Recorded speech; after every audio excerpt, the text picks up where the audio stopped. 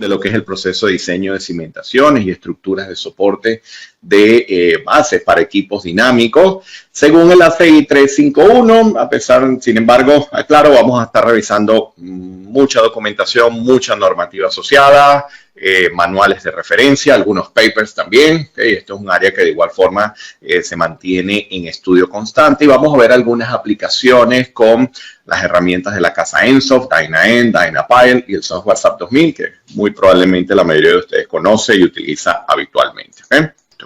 Entonces, bueno, vamos a empezar hablando de lo que son estas cimentaciones y haremos una diferencia importante entre lo que es la respuesta equipo rotativo y reciprocante, que realmente el cálculo de fuerzas va a diferir. Luego, cuando lleguemos al terreno, podremos irnos por una línea u otra que son más o menos equivalentes, pero sí, el efecto de las acciones de las cargas son diferentes.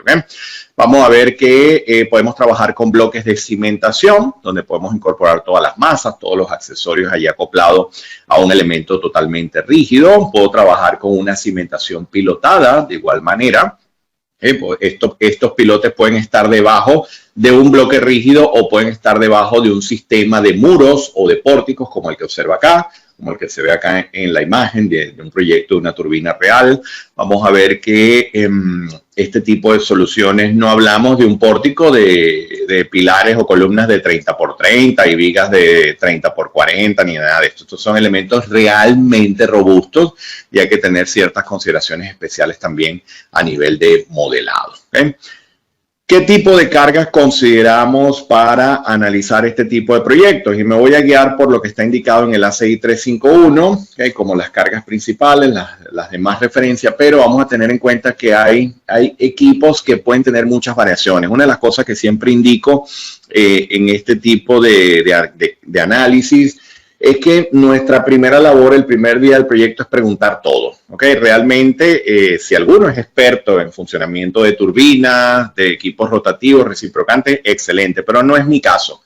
En mi caso, yo soy ingeniero estructural, soy ingeniero geotécnico y realmente al empezar un proyecto de este tipo hay que preguntar, mira, ¿dónde van las cargas? ¿Cuáles son las magnitudes? Dame un diagrama de cargas, indícame cómo funciona. Realmente nos tienen que explicar todo para poder abordar el proyecto. Será muy difícil, a pesar de que vamos a dominar conceptos de cómo funciona la turbina, cómo funciona el reciprocante, cómo funciona el rotativo. Realmente hay variaciones de equipos, hay equipos con una distribución diferente en los pistones, hay turbinas que tienen un funcionamiento donde hay que analizar las fuerzas en fase, en otros casos fuera de fase. Se cree que al analizarlas en fase es más desfavorable, pero hay situaciones fuera de fase que pueden ser muy desfavorables para el sistema suelo-cimentación. Entonces, hay que tener todas estas cosas muy claras para desarrollar el análisis.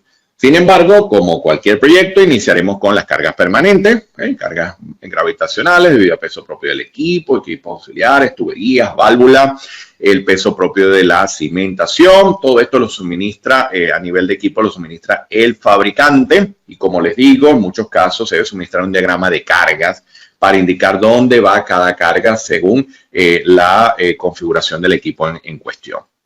Las cargas vivas, obviamente siempre, como las hemos definido toda la vida para muchos proyectos, provienen de personal, herramientas, equipos de mantenimiento y materiales. Por lo general, esas cargas variables de mantenimiento, etcétera, se distribuyen, tal cual como cargas distribuidas a lo largo de pisos, plataformas, áreas de acceso. Valores típicos industriales van de 300 a 1200 kilogramos fuerza por metro cuadrado, sobre todo para el área de mantenimiento. Alguien dice, oye, ¿por qué cargas tan elevadas? Bueno, porque imagínense que hacen el mantenimiento de un rotor, que hacen el mantenimiento de equipo, tienen que instalar a veces una grúa pequeña para poder levantar o una plataforma. Entonces, por eso llegamos a cargas tan importantes.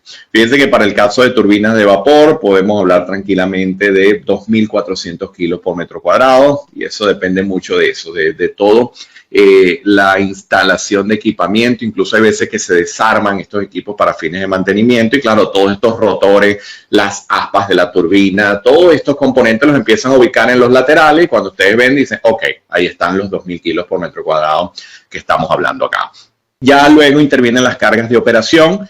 Ahí está lo que sería el peso de la máquina en operación normal. Pero ya luego se desarrollan los torques, ya por ciertos tipos de maquinaria, lo que sería la unión del mecanismo que produce el impulso y la máquina impulsada. Y bueno, ya pueden haber también otro tipo de cargas, sobre todo en la parte de turbinas, por el tema de estar trabajando con diferenciales de temperatura importante. También el fabricante puede suministrar cargas que se aplican en los soportes que provienen de mecanismos de retracción, de expansión del equipo, y esas cargas pueden arrastrar o empujar ciertos componentes estructurales o aplicarse directamente sobre los apoyos, sobre los soportes. Y bueno, es un dato que da el fabricante. Ojo, y existen las combinaciones para saber cuándo combino una cosa con otra. Cómo vinculo la normal de operación con las cargas variables, en qué coeficientes, con qué porcentaje, etcétera. Todo esto está estipulado también según la normativa. Hablando un poco del torque, y esto es interesante porque lo que sería la consecuencia de estas cargas de operación, acá hay dos tratamientos importantes.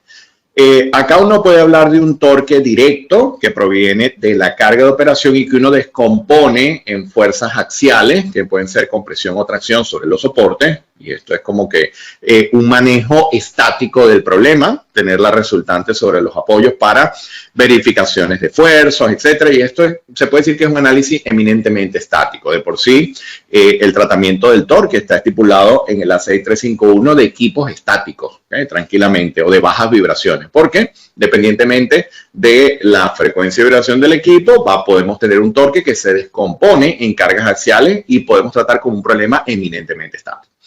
Ahora bien, luego viene ya un comportamiento en el que yo vinculo un eje de rotación, por ejemplo, hablando específicamente del caso de las turbinas, y donde pueden descomponerse diferentes fuerzas que dependen de las masas que están oscilando, y allí vienen los problemas dinámicos, vienen las cargas de operación que incluso pueden variar para diferentes soportes. Vamos a ver entonces que en el caso de turbogeneradores, ese acople entre el rotor y el estator del generador puede producir ese torque, que les digo, respecto al eje, este shaft, esta barra que se observa acá, que puede ser igual en magnitud y opuesto en dirección al impulsor y a la máquina impulsada. Obsérvense acá, esto es el generador, fíjense las resultantes, cómo vienen esta flecha hacia arriba y esta hacia abajo. Observen acá lo que sería el eje o el shaft, donde se está dando la rotación de la máquina, y vean la propia turbina. ¿Ven? En la propia turbina hay un comportamiento inverso. Y acá en el medio, que no está representado acá en el código, por lo general existe lo que llamamos la caja reductora o el gearbox. Esa caja reductora, ya les voy a mostrar un caso, tiene unas vibraciones enormes porque ese elemento se encarga de transformar la oscilación que se está dando en la turbina de gas, que es una rotación mucho más lenta, y la transforma en altas revoluciones. Este mismo funcionamiento existe en las turbinas eólicas, por ejemplo. También ahí existe un gearbox que se encarga de transformar esa rotación lenta en lo que sería ya las altas revoluciones, que son las que permiten producir energía eléctrica. Acá funciona conceptualmente, es muy parecido, porque de igual forma el objetivo de esta turbina es producir energía. ¿Okay? De manera, estos equipos obviamente tienen una importancia especial en las plantas industriales para todo lo que es la producción energética. En turbinas, la carga por torque normal de operación está orientada en la dirección opuesta respecto a la rotación del eje, que les digo por acá, mientras que para el generador la carga de torque normal por operación está orientada en la dirección de rotación del eje. ¿Ves? Por eso este diagrama que está acá.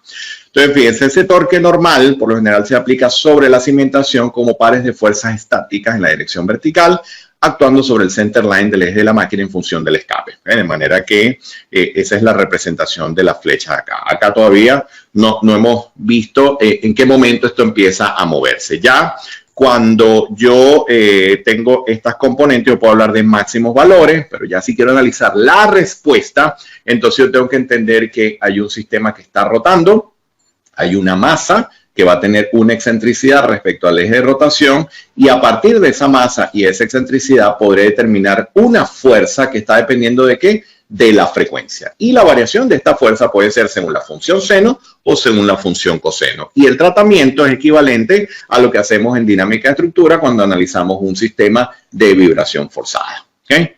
Cargas especiales para cimentaciones. Bueno, algunos estándares recomiendan ciertas cargas para grandes equipos cuando se apoyan ya sobre los cimientos, para resolver un problema de resistencia, para resolver un problema de mucha capacidad y sobre todo control de deflexiones. Acá hay que entender que sí, obviamente al final hay un diseño con aceros de refuerzo, etcétera, pero Acá no nos preocupamos al comienzo de magnitudes de momentos, de magnitudes de cortante, etcétera. No, acá las dimensiones son enormes. ¿Okay? Acá trabajamos con equipos de grandes dimensiones, equipos sumamente rígidos, y a partir de ahí lo que buscamos es controlar la respuesta. Y a nivel de cimentaciones, entonces hablamos también de tener un dimensionado que sea acorde con esa resistencia y con esa rigidez. Entonces, algunos códigos, incluso, cuando la información del fabricante no está del todo claro, por lo general para el caso de proyectos pequeños, el proyecto de una turbina debería estar todo muy claro, pero para casos de proyectos pequeños, fíjense, se habla de fuerzas verticales equivalentes al 50% del peso total de cada máquina. Como que dice, son cargas ya especiales que se añaden al cómputo de carga de la cimentación. Fuerzas horizontales transversales equivalente al 25% del peso total de la máquina. Fuerzas horizontales en dirección longitudinal equivalente al 10% del peso de la máquina, y esto se añade a las cargas gravitacionales normales y se consideran que actúan en el center line del eje del equipo. Ya la idea es tener una reserva de carga ya desde el punto de vista de resistencia. Luego pueden haber unas cargas de construcción y mantenimiento, fíjense, cargas de levantamiento, instalación, pruebas hidrostáticas, mantenimiento, etcétera, cargas temporales que intervienen en un proceso de instalación o mantenimiento del equipo. Y acá la 6351 recomienda como guía lo indicado en el AC37. ¿Okay? También hay algunos valores de referencia en la propia AC7, pero tener en cuenta también que muchas de estas cosas hay que consultarlas con el cliente. Hay que tener muy claro con el cliente cómo funcionan las cosas en la planta para poder llegar a los valores. Ojo, que muchas veces el cliente no lo tiene del todo claro y hay que establecer reuniones para fijar valores de referencia. ¿Okay? Muchas veces tampoco es que tienen un manual exacto con todas las cargas que se van a utilizar, a menos que ya hayan participado en muchos proyectos de estos previamente, pero muchas veces hay que tener reuniones y conversar para poder definir estos valores y estas magnitudes como tal. Vienen otras cargas interesantes, como son las cargas catastróficas de maquinaria. Esto se origina por mal funcionamiento del equipo, lo que llamamos carga de cortocircuito, desalineación, rotores arqueados en turbinas de vapor. Estas cargas se aplican directamente sobre los apoyos, sobre los soportes de la máquina, de forma vertical, horizontal, etcétera, y no actúan de manera simultánea con las cargas sísmicas. Es decir, que consideramos que ocurre un mecanismo de falla en un momento dado, pero el sismo ocurre para otra situación que tiene asociado una probabilidad y todo un tratamiento desde el punto de vista probabilístico. ¿Okay? Ya obviamente los que están involucrados en procesos de diseño sísmico sabemos que el aspecto sísmico no lo mezclamos con todas las cargas catastróficas que puedan ocurrir en el proyecto. ¿Okay? Por ejemplo, en el diseño de una carga de torque por cortocircuito eléctrico, el impulso debido al torque de emergencia se tiende a tratar como una carga estática y la magnitud se determina mediante un factor de magnificación que se aplica al torque normal. Esta carga la fija el fabricante. Como les digo, el fabricante da las pautas para nosotros poder resolver nuestro modelo estructural. Algunos fabricantes incluso dan valores empíricos, pero que se suenan mucho en la práctica. Mira, las cargas catastróficas van de 3 a 5 veces el peso de los rotores y del equipo rotativo del sistema o de la parte rotativa del sistema. Es un valor de referencia. En otros casos dan un valor.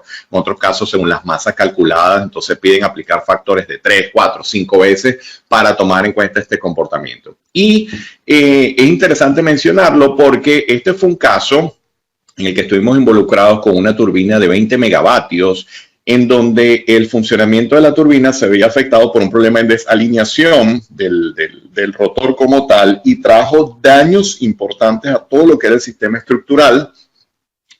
Esa caja reductora no estaba funcionando adecuadamente y obviamente los esfuerzos que se estaban transmitiendo eran mucho más altos que los que debieron haber ocurrido normalmente. Entonces, estos componentes estructurales comenzaron a manifestar agrietamiento y hubo una parte incluso donde se conecta lo que llamamos esa caja reductora que les indico, que iba ubicado exactamente acá en este punto en el plano. Que estos pernos comenzaron incluso a soltarse. Entonces, claro, eso era como que la vibración ocasionaba que los pernos se aflojasen y obviamente eso incrementaba más la vibración del sistema. O sea, era un problema bien serio e implicaba, claro, apagar la turbina. El problema es que cuando tú apagas una turbina de 20 megavatios, la pregunta es, ¿y ahora de dónde viene toda esa electricidad? Tienes que comprarla. Entonces, claro, era una zona industrial.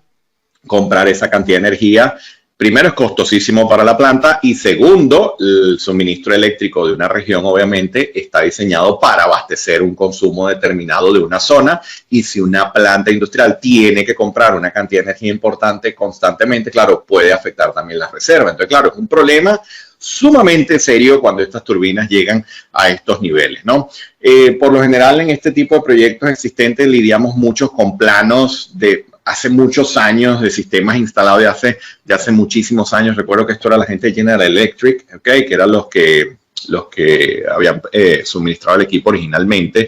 Y fíjense, este plano que está acá se corresponde con esa caja reductora, ¿no? Todo esto tenía daños importantes. Estos pernos literalmente había que revisarlos diariamente por problemas de esa línea. Se soltaban, quedaban flojos prácticamente. Y claro, eso fue generando un agrietamiento incipiente acá en la parte alta de la turbina, pero cuando nos metíamos por debajo, fíjense que en los planos van a haber unas aberturas, porque por acá pasaban tuberías, etcétera, ya se empezaban a ver agrietamientos importantes. Entonces, claro, esto cambia la rigidez de la estructura.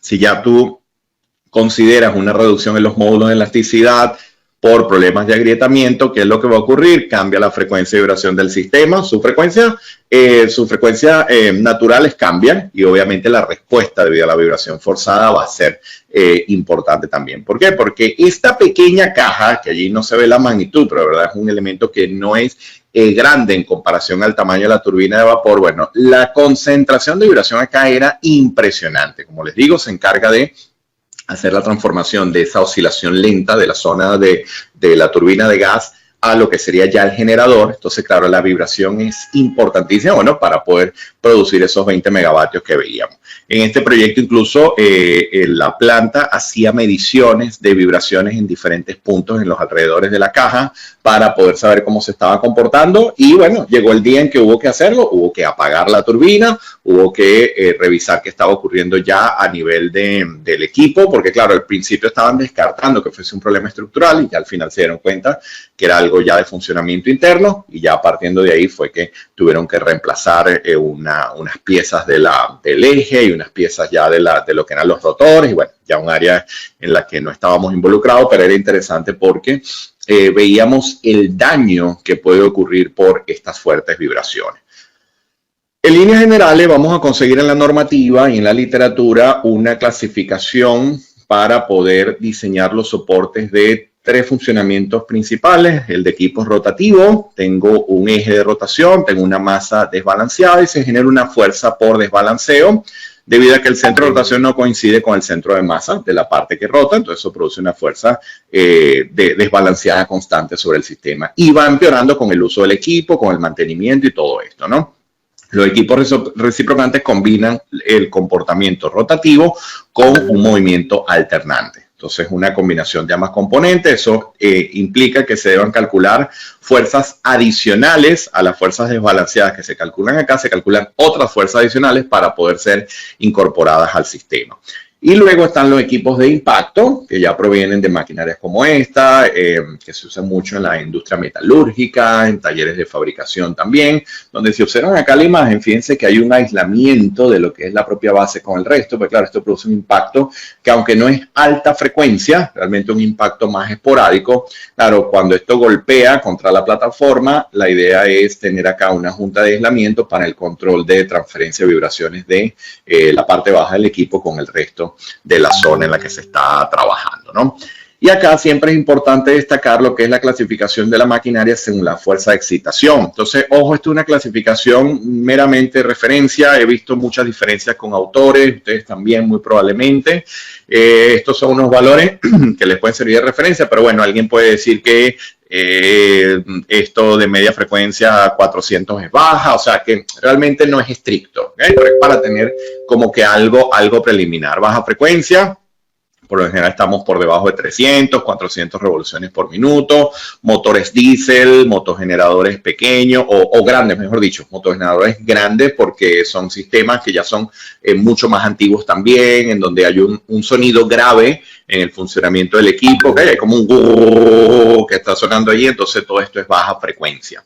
¿Okay? Motores de combustión, compresores de pistón, ya cuando estamos entre 300, 400 y 1000, 1200 revoluciones por minuto, estamos ya en máquinas de media frecuencia, motores diéseles intermedios, motores alternativos de compresores, también se utilizan mucho en la industria del alimento, por ejemplo.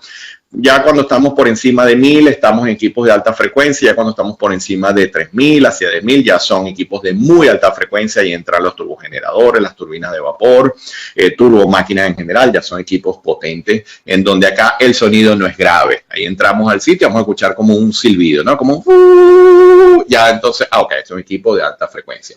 Este ejercicio siempre lo hago cuando hablo de esto porque es algo interesante. Estamos en una planta industrial, que vayas caminando y que puedas identificar esto es baja frecuencia, esto es alta frecuencia. Obviamente no el RPM, el que haga eso de verdad es un dios, ¿no? El que logre con el sonido identificar cuántos RPM son, bueno, mis respetos, ¿no? Pero realmente que podamos tener una idea de lo que es baja y alta frecuencia a partir del sonido del equipo, a partir de su vibración como tal, ¿eh? Entonces, a nivel de solución estructural, vamos a conseguir las cimentaciones tipo bloque. Probablemente la han visto muchísimo porque incluso se utilizan hasta para sistemas de bombeo pequeños en plantas pequeñas o incluso hasta en proyectos residenciales. Se hace un bloque de cimentación donde se instala el equipo. Esto aplica tanto para equipos rotativos como reciprocantes. Las tipo pórtico, como está acá, volviendo a la imagen de la turbina, este pórtico funcionaba como se ve acá en el esquema. Y bueno, acá había la vibración esta importantísima que les comento. Y bueno, la rigidez que se debe garantizar acá es sumamente importante. Y podemos tener cimentaciones sobre pilote. Como les decía, esto aplica tanto para el primer caso como para el segundo. Por ejemplo, este caso, el de este proyecto, iba sobre pilote. O sea, era tipo pórtico sobre pilote. Yo lo considero como el caso más complejo de analizar desde el punto de vista de acción dinámica. Cuando es una cimentación tipo pórtico sobre pilote, sobre un grupo de pilotes, para mí es el caso más complicado de evaluar desde el punto de vista de análisis estructural. Ya vamos a ver por qué. Luego vamos a conseguir soluciones que se utilizan en muchos proyectos, que es simplemente trabajar con resortes o aisladores. Hay dos casos. Hay uno donde podemos instalar el aislador directamente en el área de soporte. Incluso este equipo puede ir ya directamente sobre un aislador y eso se utiliza mucho. Por ejemplo, es que tengo que instalar una tamizadora en el nivel 3. Entonces hay veces que yo siempre hago el comentario de que sí, es que yo quiero modelar la tamizadora en el nivel 3. Entonces, ok, ¿de qué año es ese edificio? Bueno, ese edificio es de los años 80 y se tenían previsto instalar 2 equipos y vamos a instalar ahora 10 equipos. Bueno, tú quieres hacer un análisis para evidenciar que no cumple. Realmente está muy claro que no va a cumplir, porque si se hizo con un criterio de carga tan diferente, además ha habido un cambio de normativa tan radical en los últimos 30, 40 años, realmente eso no va a funcionar. Si quieres evidenciarlo para tener un reporte, un informe para el cliente, está muy bien, pero realmente ya se entiende que eso no va a funcionar. Entonces, en esos casos en el que se hace un análisis y se entiende que las cargas, si se comportasen más desde el punto de vista estático, funcionarían, pero las dinámicas definitivamente no funcionarían, entonces pensamos en resortes o aisladores. Y acá jugamos mucho con este tipo de gráfica donde trabajamos con un coeficiente de transmisibilidad en donde por encima de ciertos valores tenemos respuestas en donde se amplifica la respuesta, valga la redundancia, y en casos donde se manifiesta ya el aislamiento. Entonces se hace un tanteo, hay una iteración, según el peso del equipo, según el sistema, se fija cuántos aisladores o sistemas de resortes se pueden utilizar. Obviamente hay que apoyarnos de catálogos de fabricantes para poder determinar las constantes que vamos a utilizar en el diseño, y a partir de ahí lo que hacemos es tal cual aislar para que la carga dinámica tenga la mínima incidencia posible, y en este tipo de diseño podemos hablar de aislamientos hasta del 90% tranquilamente. Se debe garantizar un aislamiento del 90%. Entonces, uno trabajando con este tipo de gráfica, conociendo las propiedades de rigidez del sistema y sabiendo cómo funciona el comportamiento dinámico, podemos aislar totalmente el equipo, y que cuando uno hace el análisis te das cuenta que, mira, las cargas estáticas eran de un valor y resulta que del efecto dinámico vamos a considerar únicamente el 10%. Entonces, claro, eso es maravilloso porque en sistemas de pisos, en plantas industriales existentes, en algo que sabemos que a nivel dinámico va a haber problemas, es una gran solución. Por eso fíjense que acá digo que la cimentación se encuentra sometida prácticamente a cargas estáticas. Es una forma de decirlo, no quiero que lo generalicen de que transforma la dinámica en estática es que el aislamiento es tan importante que el efecto dinámico prácticamente ni se percibe, ¿no? Lo reduce fuertemente. Hay casos donde el equipo ya trae el bloque, ¿okay? Ya trae el bloque que garantiza la masa adicional para el control de amplitudes, para el control de vibraciones. Obviamente la masa es un componente que participa fuertemente en el control de amplitudes, y hay casos como este esquema, donde ya viene el resorte incorporado, ya lo trae el fabricante. O sea, el fabricante ya hizo este análisis y nosotros como estructurales casi que lo que tenemos que hacer es determinar las reacciones que vienen sobre estos apoyos, una magnitud de carga estática con una ligera incorporación del efecto dinámico para revisar nuestra placa, nuestro sistema de piso, la cimentación, lo que sea que estemos evaluando, ¿okay? En muchos casos viene así, como les digo, en otros casos vamos a un fabricante y entonces garantizamos una solución como la que se observa acá. Puede que tenga bloque o puede que no tenga bloque. Ya esto va a depender del tipo de equipo que estemos analizando. Si nos vamos con el caso del bloque de inercia y nos vamos ya para el caso de ese bloque rígido que utilizamos para controlar la respuesta, bueno, ¿por qué yo tengo que instalar un bloque? Bueno, porque la masa del equipo no es suficiente para controlar la respuesta dinámica del sistema, y estas vibraciones obviamente yo tengo que llevarlas a valores aceptables. Como les digo, ¿no? No se confundan acá con momentos flectores y cortantes ni nada de esto. Esto es sumamente rígido. Acá nuestro criterio dimensionado es rigidez.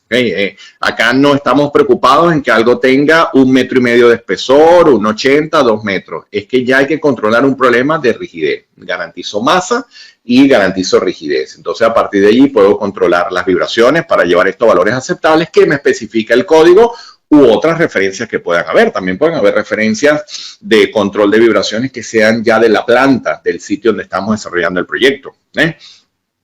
Esta masa que añadimos también permite el uso de springs o de resortes, ¿okay? Más rígidos para obtener una frecuencia natural más baja del sistema spring masa o resorte masa.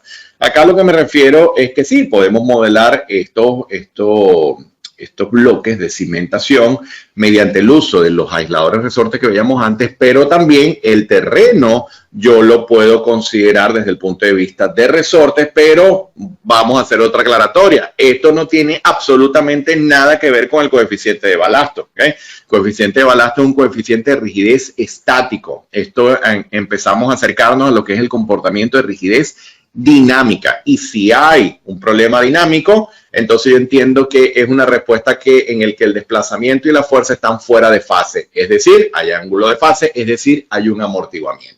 ¿Okay? Entonces ya me comienzo a acercar un poco a lo que es esa respuesta dinámica como tal. ¿Okay?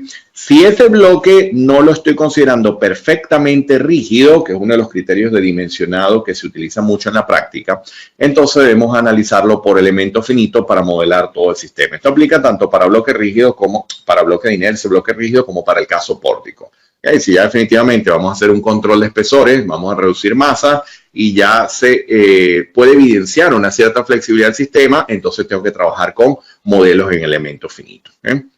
Ya para ello puedo trabajar con elementos tipo plate, shell, sólido. Ya esto dependerá también de la herramienta que estemos utilizando y de la facilidad que tengamos para desarrollar el modelo. Siempre hago la aclaratoria, no en este punto, en cualquiera.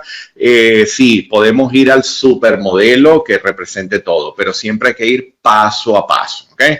Ver incluso la respuesta bidimensional, luego vamos a la respuesta tridimensional, trabajar primero con elementos tipo frame y tipo shell, y ya luego, si todo está controlado y todo está lógico, bueno, ¿por qué no? Ir a los modelos sólidos, etcétera. Ya eso sería el último punto de revisión. Pero tengan en cuenta que yo siempre lo digo, a menos que sean investigadores, que ya ese es otro mundo, a menos que sea así, el proyecto siempre es ¿para cuándo? Para mañana. ¿Okay? Entonces, realmente hay que ser prácticos para poder solucionar estas cosas. ¿Okay? Fíjense entonces que, como les digo, si trabajamos con esta modelación, también puedo trabajar con los sistemas de aislamiento. De igual forma puedo considerar estos aisladores en el modelo, en el software, y puedo trabajar ya con esos resortes o esos springs sin mayor problema. ¿Qué ocurre cuando llegamos a las cimentaciones elevadas o a los tipo pórticos? Bueno, acá les doy un listado de recomendaciones que están interesantes porque están derivados de la ACE 2018, y específicamente el documento de cimentaciones de concreto para generadores, para turbogeneradores como tal. en donde acá está el esquema al que hago referencia y acá está un modelo que vamos a observar ahorita en un momento, en un rato. Acá les doy algunas recomendaciones para estos sistemas. Tenemos que entender que acá abajo van a ocurrir cosas. Acá abajo va a haber tuberías, va a haber sistemas de desagüe, van a haber áreas de mantenimiento, incluso esta placa puede tener aberturas también, aberturas importantes para conectar parte de lo que está abajo y los condensadores, etcétera, con todo lo que es el sistema superior de turbinas, generadores y todo esto. Entonces, realmente los modelos van a reflejar lo que sería ya la especificación del fabricante. ¿Okay? El fabricante tiene que darnos pautas muy claras para esto. Y ya luego que esto está claro, entonces vienen unas recomendaciones desde el punto de vista de dimensionado, desde el punto de vista de estructuración. Y vamos a listarla porque me parece interesante que las revisemos. Fíjense, el peso de la losa superior, lo que el código define o el documento define como el tabletop, no debe ser superior que el peso total de la maquinaria. Interesante, ¿no? Ya de ahí proviene este espesor que se observa acá. ¿Okay? Entiendan que esto no es 30, 40, 50 centímetros. Son espesores importantes. Por lo general, el esfuerzo obtenido a partir de la relación entre el peso combinado de la losa superior y la maquinaria, es decir, todo ese peso de la losa más la maquinaria, actuando sobre la sección transversal de los elementos estructurales, en este caso he puesto columnas, pero también pueden ser muros, oscila entre 400 y 600 kilonewton por metro cuadrado. El peso propio de todos los elementos verticales, llámense columnas, muros, etcétera, que soportan ese tablero, debe oscilar entre 40 y 60% del peso combinado del equipo y la losa superior. El peso de la losa de cimentación, que ya ahora la vemos acá, y fíjense que acá se ven algunos resorticos, que es otro criterio modelado que podemos utilizar, no debe ser menor que el peso combinado de la losa superior más el de la maquinaria. Fíjense que son como que datos de referencia para poder dar dimensiones a esto y que al final validemos que todo esto se cumple para poder efectuar mis análisis y estar en una zona de confort desde el punto de vista de evaluación de vibración. Que no sea simplemente, bueno, vamos a probar con una columna de 30 por 30 a ver qué pasa. Bueno, va a ser un desastre porque cuando logremos conseguir el punto de control de vibraciones, no sé cuántas iteraciones habremos hecho. ¿Okay? Entonces, la idea es que podamos ir un poco más firme con esto. Además que cualquier planta industrial y cualquier persona relacionada con este tipo de proyectos sabe las dimensiones que ustedes van a entregar, sabe estos criterios y entiende que un soporte de una turbina de 20, 30, 40 megavatios no va a ser una plataforma de esta con columnas de 30 por 30 y una losa de 30. No va a ser así. Ellos entienden perfectamente la magnitud de la dimensión que arroja esto. Perdón. Muy bien. El peso total de la cimentación de concreto, aquí nos referimos a losa tope, columnas, losa de fundación, no debe ser menor a 3.5 veces el peso del equipo. La máxima relación HR de las columnas no debe ser mayor a 22. Esto proviene de la 6318 cuando estamos analizando lo que es el comportamiento ante efectos P delta. H es la longitud libre, que sería la longitud libre, que se observaría acá en el modelo, entre la longitud libre entre el tope de la losa y la parte baja de la losa superior, y el valor de R es el radio de giro menor del elemento que estemos evaluando, en este caso las columnas, o si es una columna con una geometría diferente, etcétera, simplemente estimar su radio de giro según su geometría para poder revisar esta relación. Fíjense que es un control total de desplazamientos laterales, de efectos P delta, o sea que se busca, por mucha flexibilidad que uno pueda pensar que hay acá en este sistema, es que es realmente rígido, es sumamente rígido. El espesor de la losa de cimentación no debe ser menor que L30 más 0,60, donde L es la longitud en pie, tomando la referencia de la ACE, o no menor que 1/5 de la longitud libre más larga entre columnas en la dirección longitudinal, que sería esta dimensión que tenemos acá. Entonces, con esto ya damos una dimensión a cada uno de estos componentes y lo que estamos es garantizando un comportamiento desde el punto de vista de rigidez. ¿Qué decíamos antes? Bueno, estos sistemas pueden estar apoyados en cimentaciones superficiales, tanto el caso del bloque como el caso del tipo pórtico, pero podemos estar apoyados sobre pilotes. Entonces, cuando llegamos a los pilotes, las cosas se complican un poco más. ¿Por qué? Vamos a hacer referencia a ciertos aspectos. La interacción suelo-pilote, bajo carga dinámica, modifica la rigidez del pilote y lo hace dependiente de la frecuencia. Es decir, que no es que yo voy y determino una constante de una tabla para meter ese valor allí. No, sino que es que hago un análisis que se denomina análisis en el dominio de la frecuencia, pero me refiero al sistema de cimentación como tal.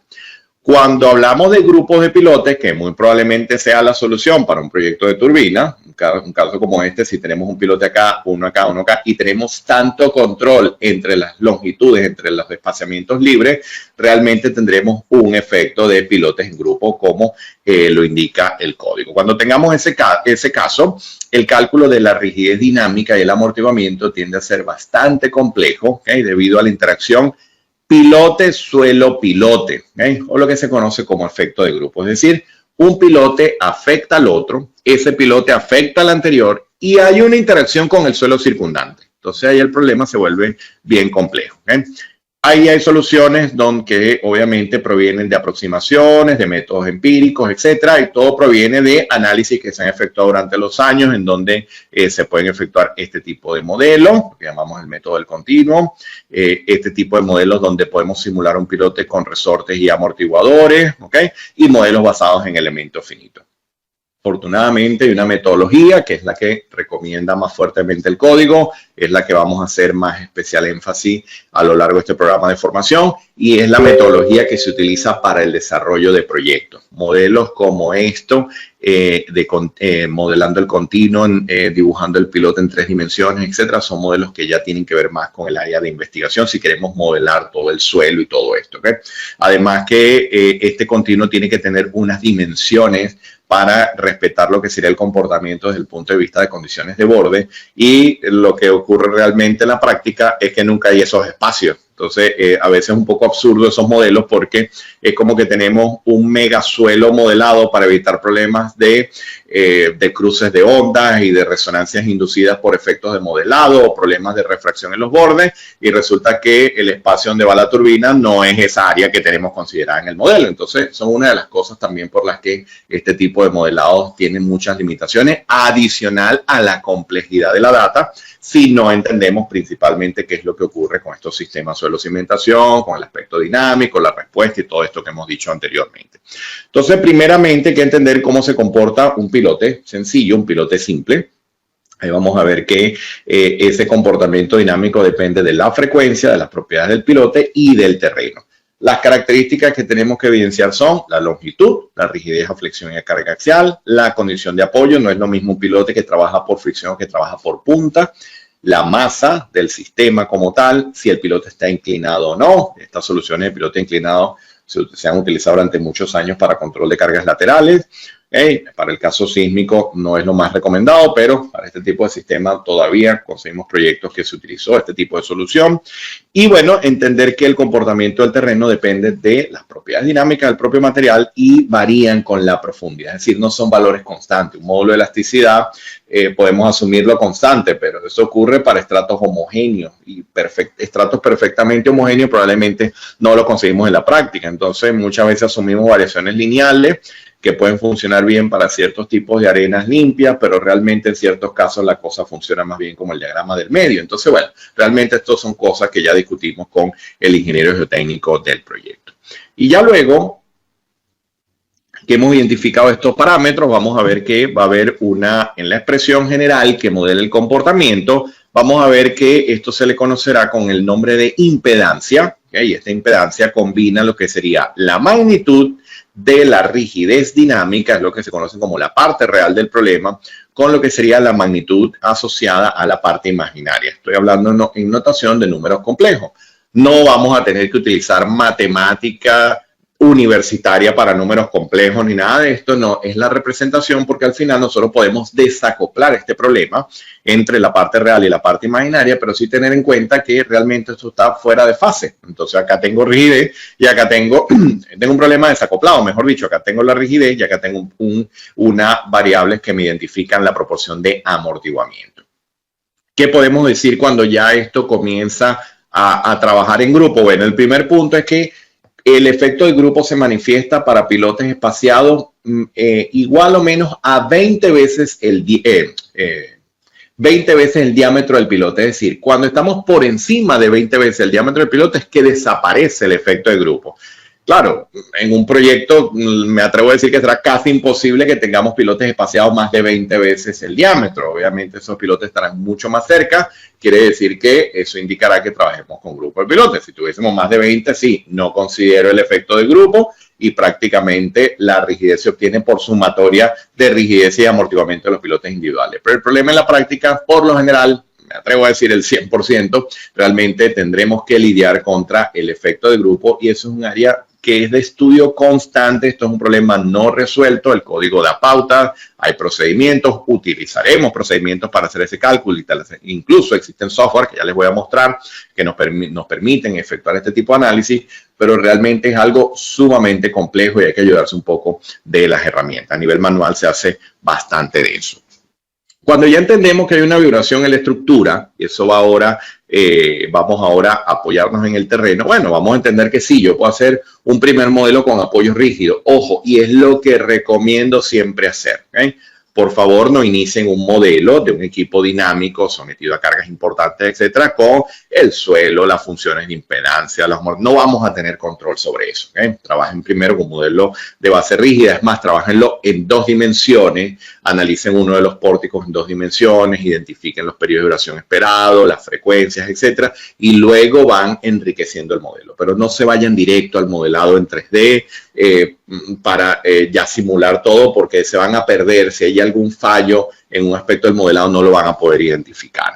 Entonces, entendemos que en el suelo va a haber una respuesta dinámica, o sea, va a haber un proceso de transferencia de ondas, que hago referencia a ondas que ustedes muy bien conocen, comportamiento de las ondas P, ondas S, ondas Rayleigh, simplemente para tener en cuenta que va a haber una vibración del terreno en el que estamos apoyando nuestro equipo, nuestra estructura de soporte del equipo dinámico. Y a partir de allí, hacemos un repaso de las propiedades dinámicas más importantes que voy a identificar en el terreno.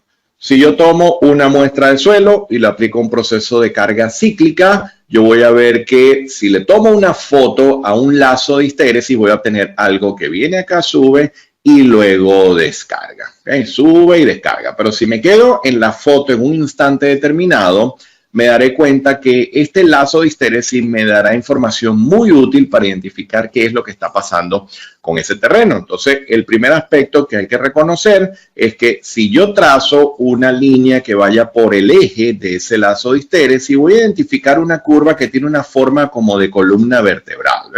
Van a conseguir en la referencia que esto se le conoce como la backbone curve. Y esta curva nos dará muchísima información del material, si la curva está más empinada, si está más acostada, dependerá mucho del tipo de suelo que estemos analizando, ¿okay? Y de la respuesta dinámica del mismo. Lo que sería la rigidez asociada a muy pequeñas deformaciones la podemos obtener mediante una recta tangente a dicha curva. Eso se le conoce como G máximo o rigidez dinámica asociada a pequeñas deformaciones. Y es un valor importantísimo para caracterizar la respuesta del terreno. ¿Qué ocurre? Que realmente este valor de rigidez se mantiene siempre y cuando estas deformaciones sean muy pequeñas.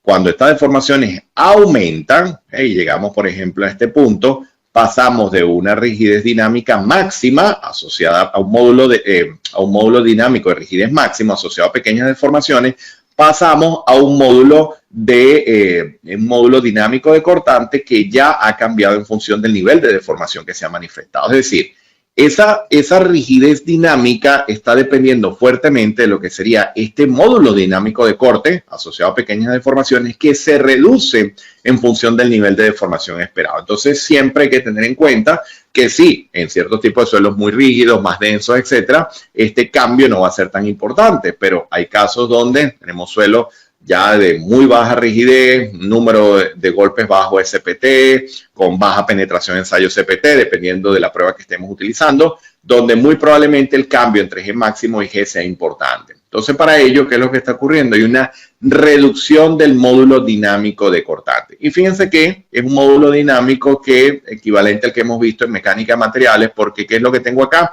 En el eje vertical tengo el esfuerzo cortante y en el eje horizontal tengo la deformación unitaria por cortante.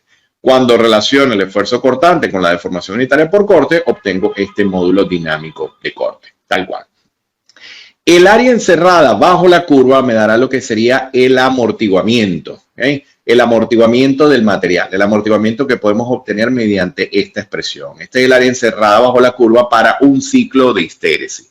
Existe otra fuente de amortiguamiento en las proximidades de la cimentación que se le conoce como amortiguamiento por radiación. Esto ha sido estudiado ya por varios investigadores, en donde hay un proceso de disipación de ondas elásticas en las cercanías del cimiento, por eso hacía referencia a este comportamiento general.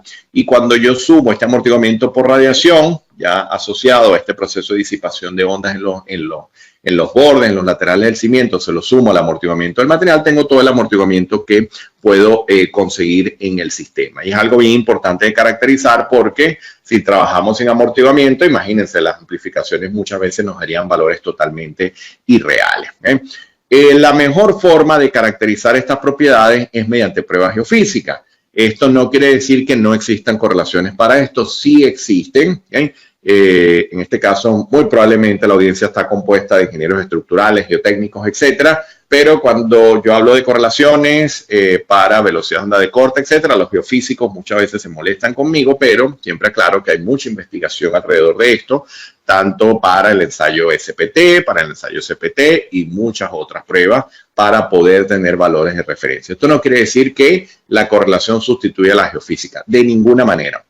La mejor fuente de información será mediante ensayos geofísicos, pero hay que entender que cuando no estamos trabajando con una turbina de 20, 30, 40 megavatios o lo que sea, sino que vamos a trabajar con proyectos más pequeños, obviamente estas correlaciones nos ayudan muchísimo a poder caracterizar esa respuesta dinámica y sí, en otros casos, incluso teniendo pruebas geofísicas, utilizamos la correlación para complementar lo que sería la información que ya nos da el ensayo geofísico como tal.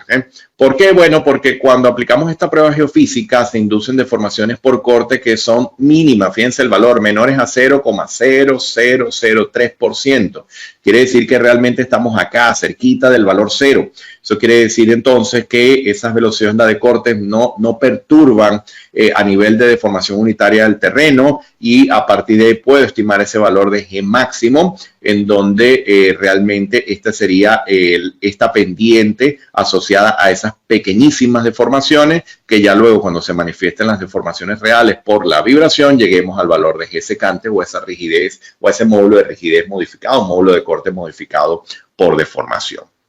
El coeficiente de Poisson, afortunadamente, es un valor que no nos perturba tanto. Muchas veces a la gente le preocupa mucho el Poisson. Realmente ya varios autores han hecho referencia a valores típicos y acá sí no hay mayor inconveniente desde el punto de vista práctico. Muy rara vez ustedes van a tener un ensayo de laboratorio para tener los valores de Poisson. ¿Por qué? Porque además el coeficiente de Poisson, como vincula dos tipos de deformaciones ortogonales, él va cambiando también según el tipo de carga y por eso los autores lo que han hecho durante muchos años es reportar valores promedios que pueden utilizarse para ciertos tipos de suelo sin incurrir en grandes errores. Pero el módulo dinámico de corte sí es muy importante.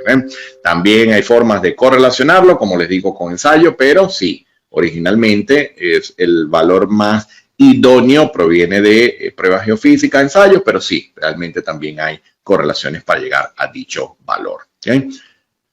Cuando hablamos de amortiguamiento, también surge el otro problema. Bueno, ¿y qué amortiguamiento voy a considerar en el suelo para yo poder analizar toda esta respuesta, todo este problema? Bueno, vamos a ver que también algunos autores han dado algunos valores de referencia en función de lo que sería el amortiguamiento crítico. Se manejan los mismos conceptos de dinámica estructura. Hay un amortiguamiento que oscila en un rango, un porcentaje que depende del amortiguamiento crítico del sistema. Es decir, yo al suelo puedo efectuar un análisis modal de manera equivalente como lo hago una estructura y puedo obtener las formas modales de un sistema y puedo analizar las proporciones de amortiguamiento esperados dependiendo de lo que sería el mecanismo de disipación de energía del sistema. Entonces, los conceptos son equivalentes y algunos autores también nos han dado referencia.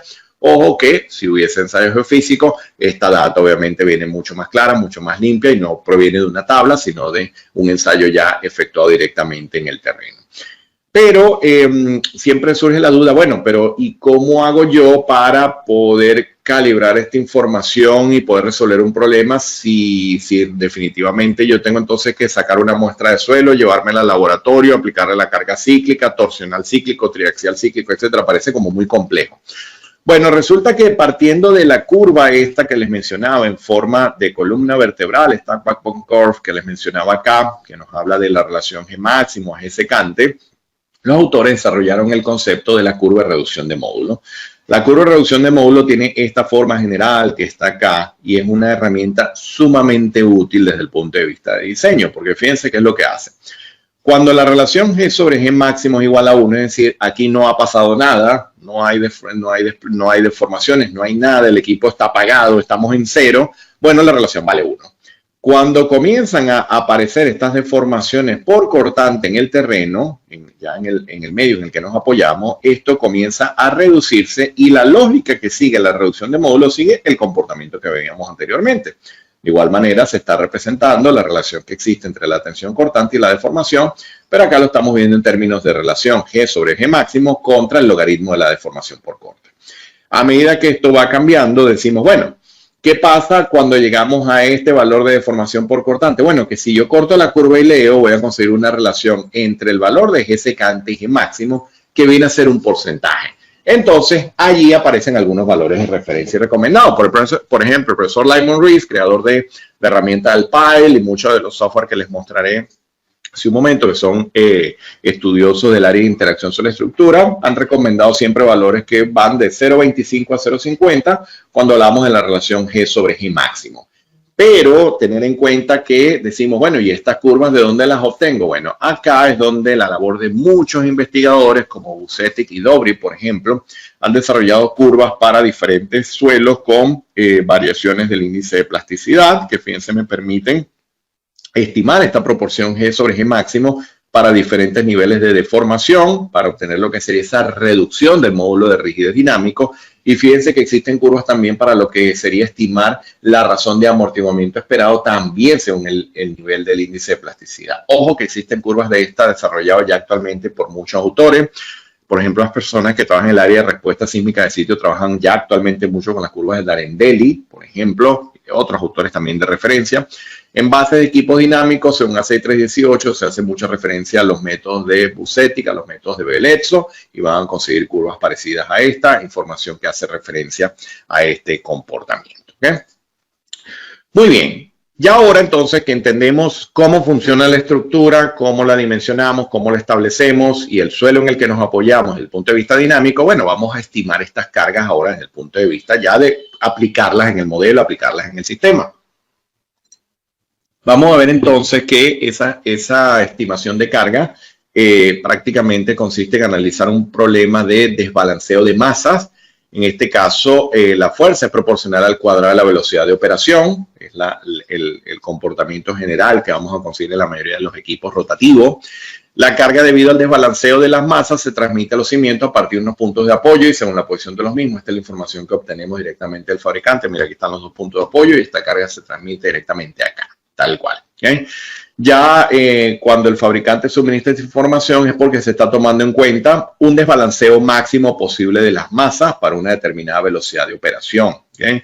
Se utiliza para determinar la fuerza máxima esperada sobre el cimiento durante su vida útil. Y es que, claro, incluso podemos obtener varios valores, podemos obtener fuerzas aplicadas a la velocidad de operación, a velocidades de encendido, a velocidades de apagado. Ojo que pueden haber problemas de resonancia en condición de apagado. Entonces, claro, todo esto el fabricante nos los tiene que indicar, ¿no? Incluso no solo el valor constante, sino cómo cambian estas velocidades en un proceso de encendido o en un proceso de apagado.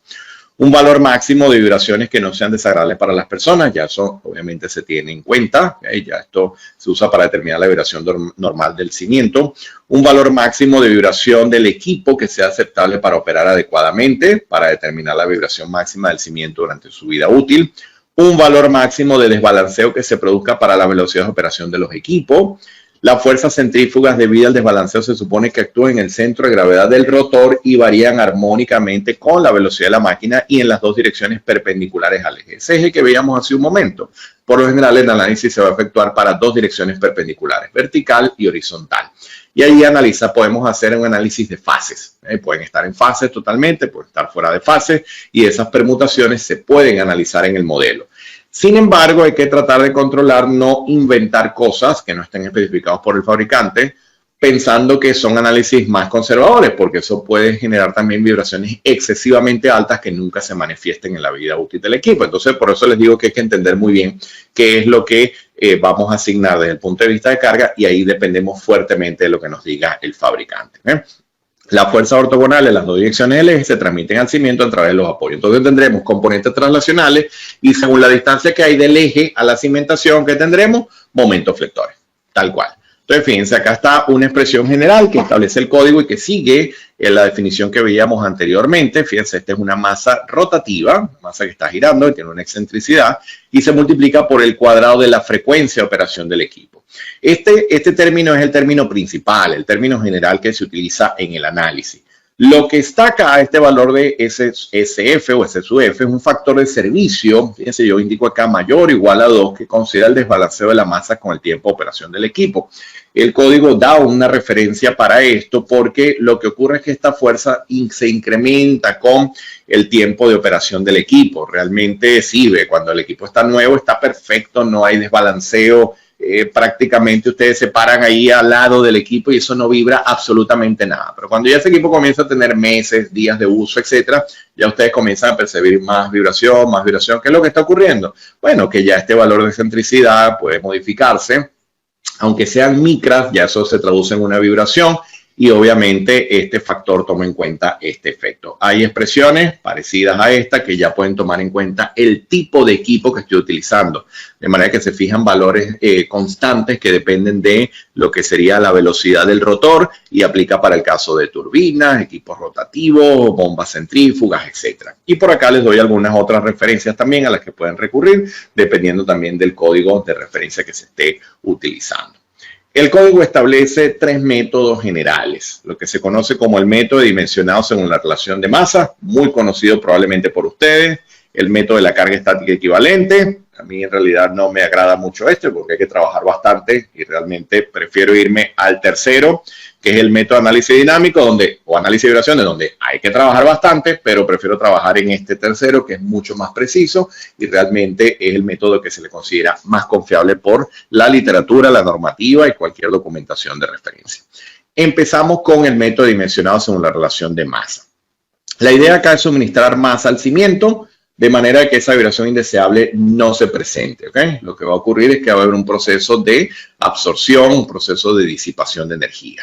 Este método se recomienda para equipos con cargas de hasta 22 kN, con fuerzas desbalanceadas bajas. No se considera suficiente para máquinas reciprocantes.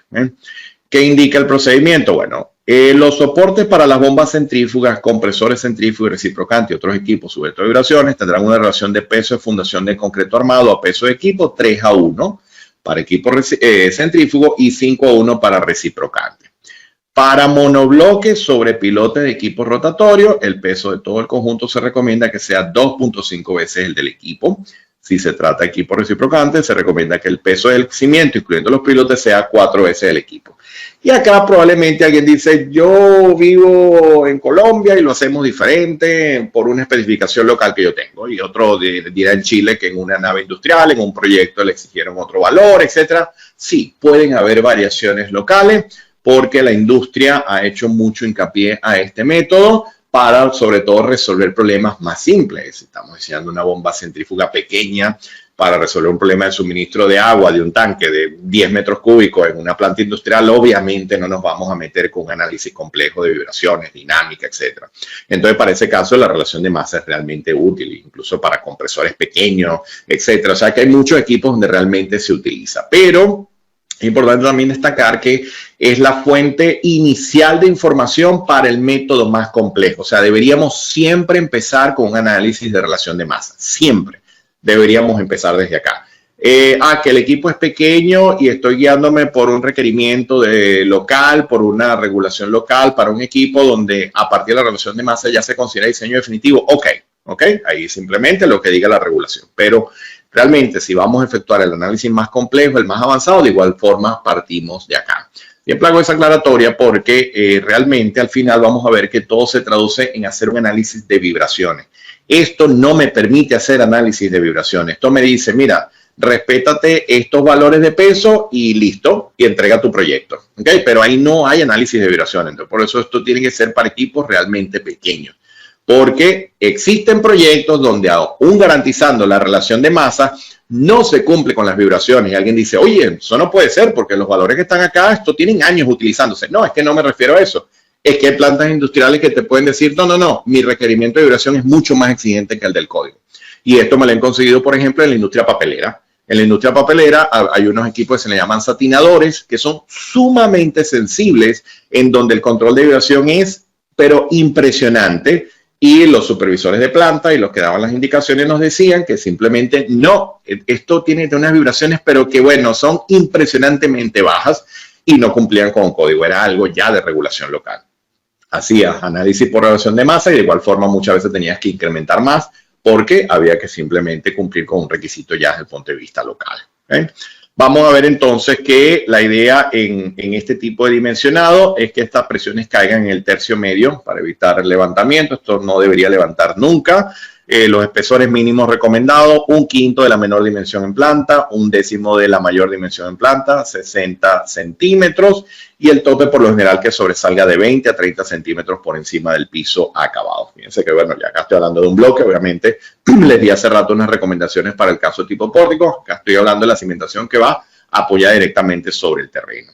Esa altura entonces no debe ser menor a 60 centímetros o incluso lo que indiquen los pernos de anclaje. Este es otro punto interesante, que es que luego vamos a fijar pernos de anclaje que además van a tener un control de torque y un control de pretensión para poder controlar esas vibraciones, ese problema que les mencionaba al comienzo que pasó con la turbina, para poder controlar eso. ¿Okay?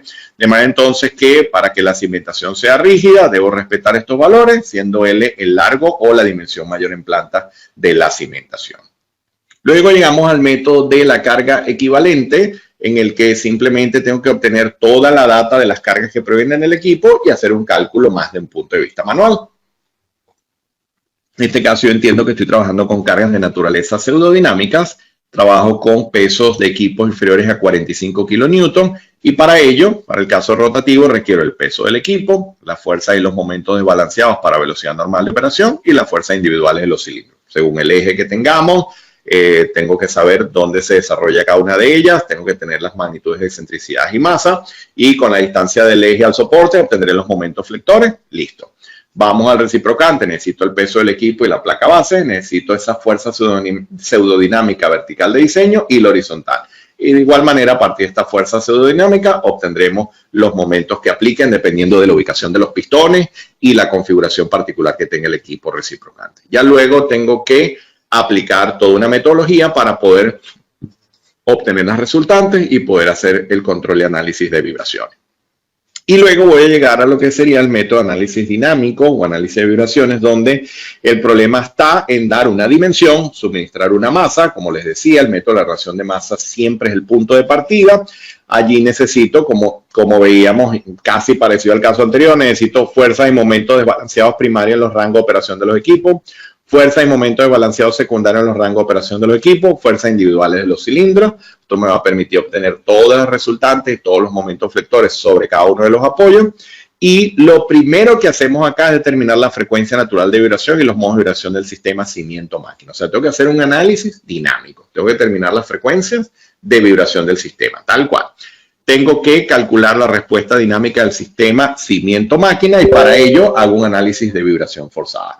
Al final, cuando determino la respuesta, lo que quiero es, a partir de las rigideces que existan en el sistema, quiero saber si esto se mueve mucho horizontalmente, lateralmente. Entiéndase que estoy hablando en micrones, ¿ok? Acá no hablamos ni siquiera en milímetros, por lo general hablamos en micrones, ¿eh? Valores a la -6 en metros, o sea, son valores realmente bajos. Pero si esto está fuera de rango, créanme que lo van a percibir si ustedes son usuarios de una planta, si trabajan en la zona y el equipo se va a dañar.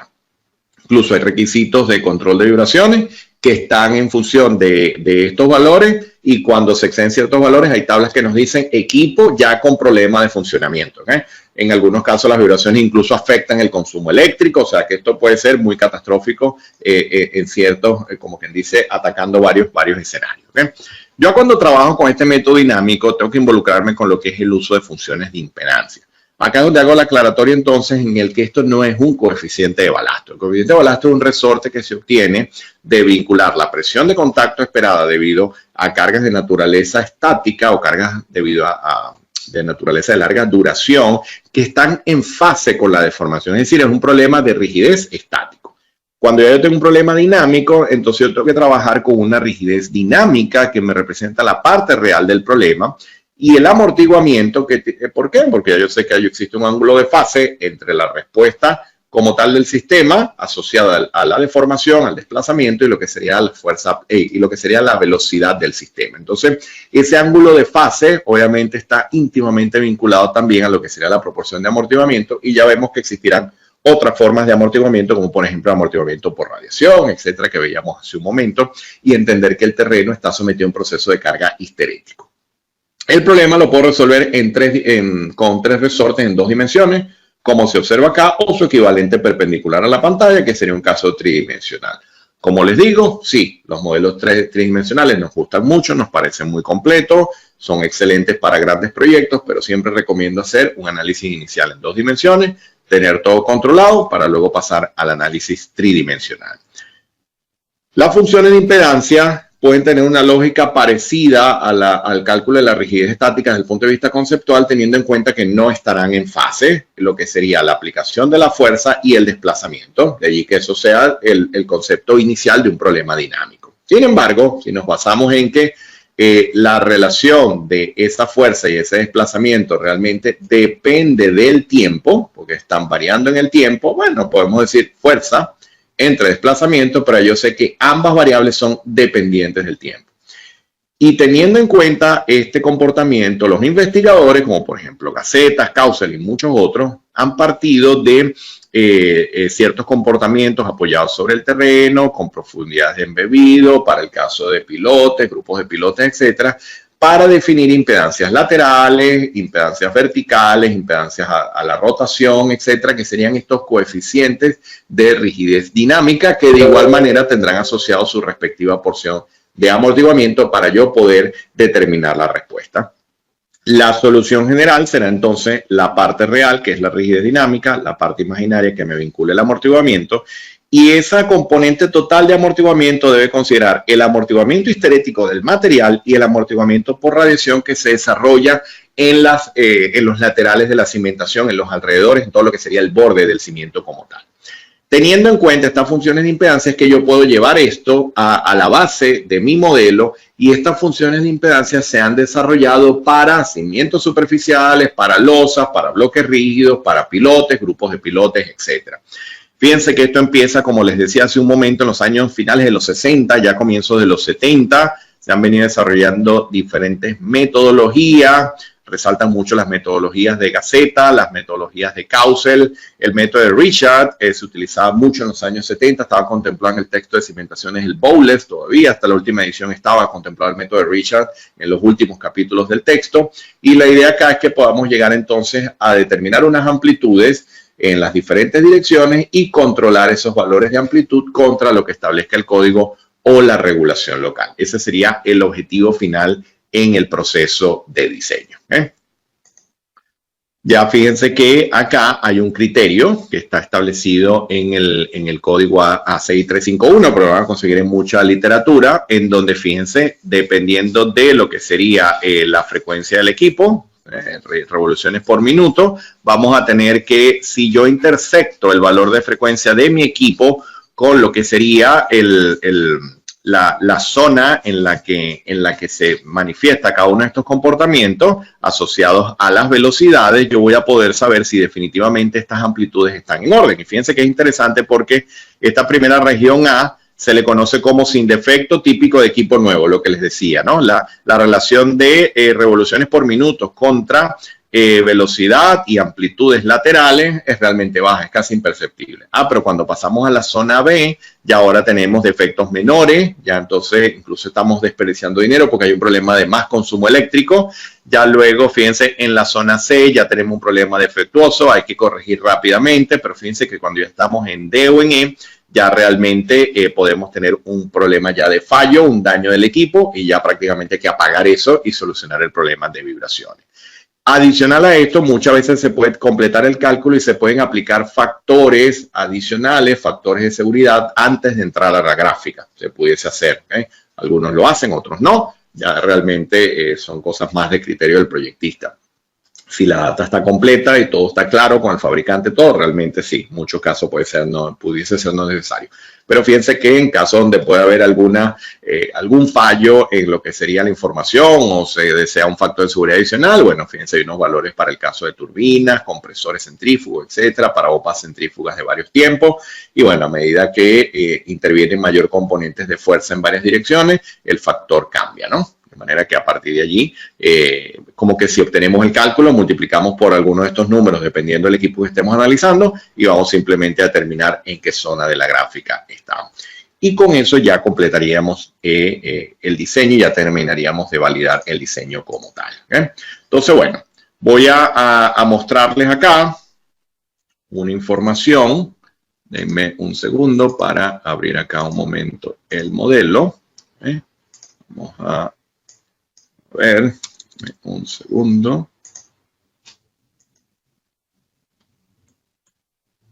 Y fíjense, acá tengo un modelo en SAP 2000, donde esto es una placa, una losa de cimentación, un apoyo de un equipo que estamos apoyados directamente sobre el terreno. Y este es un análisis modal, fíjense, este es un análisis modal donde ya lo que yo estoy determinando inicialmente es el periodo de duración y la frecuencia asociada a la primera forma modal. Lo haré de igual manera. Bueno, obviamente identificaremos lo que sería el segundo modo, la segunda respuesta modal, y así sucesivamente estaré identificando los diferentes modos de vibración para saber cómo van cambiando estos periodos de duración y estas frecuencias dependiendo de la rigidez del sistema. ¿Qué está considerado acá? Bueno, esto es una placa que está apoyado en una información relacionada con impedancia. Les muestro acá, por ejemplo, lo que será la impedancia en el centro. Hay unos valores de impedancia para lo que sería el caso central con sus respectivas impedancias por rotación. Hay otras para los valores de esquina, que ya entonces lo que estamos es distribuyendo impedancias verticales, horizontales y rotacionales. Lo hay también para el caso de las impedancias laterales en cada dirección. Y al final lo que estamos buscando con esto es, según estas impedancias, bueno, y habiendo identificado las formas modales, el que podamos evidenciar lo que sería mi respuesta a nivel de vibraciones. Entonces, si yo me vengo acá y pido la respuesta del equipo y trabajamos ya con un factor de escala automático, porque hay mucha diferencia entre lo que es la respuesta modal, obviamente porque es una frecuencia que no va a ser igual a la de equipo en la gran mayoría de los casos. Entonces tengo que cambiar un poco la escala de la representación, y fíjense que en este caso estoy viendo la deformada para lo que sería la respuesta horizontal, y vamos a ver qué me indica la herramienta. Bueno, fíjense, acá tengo un problema de vibración horizontal en la dirección X. Y obviamente esto responde, si yo pido estos valores, esto responde a un comportamiento asociado a una rigidez lateral.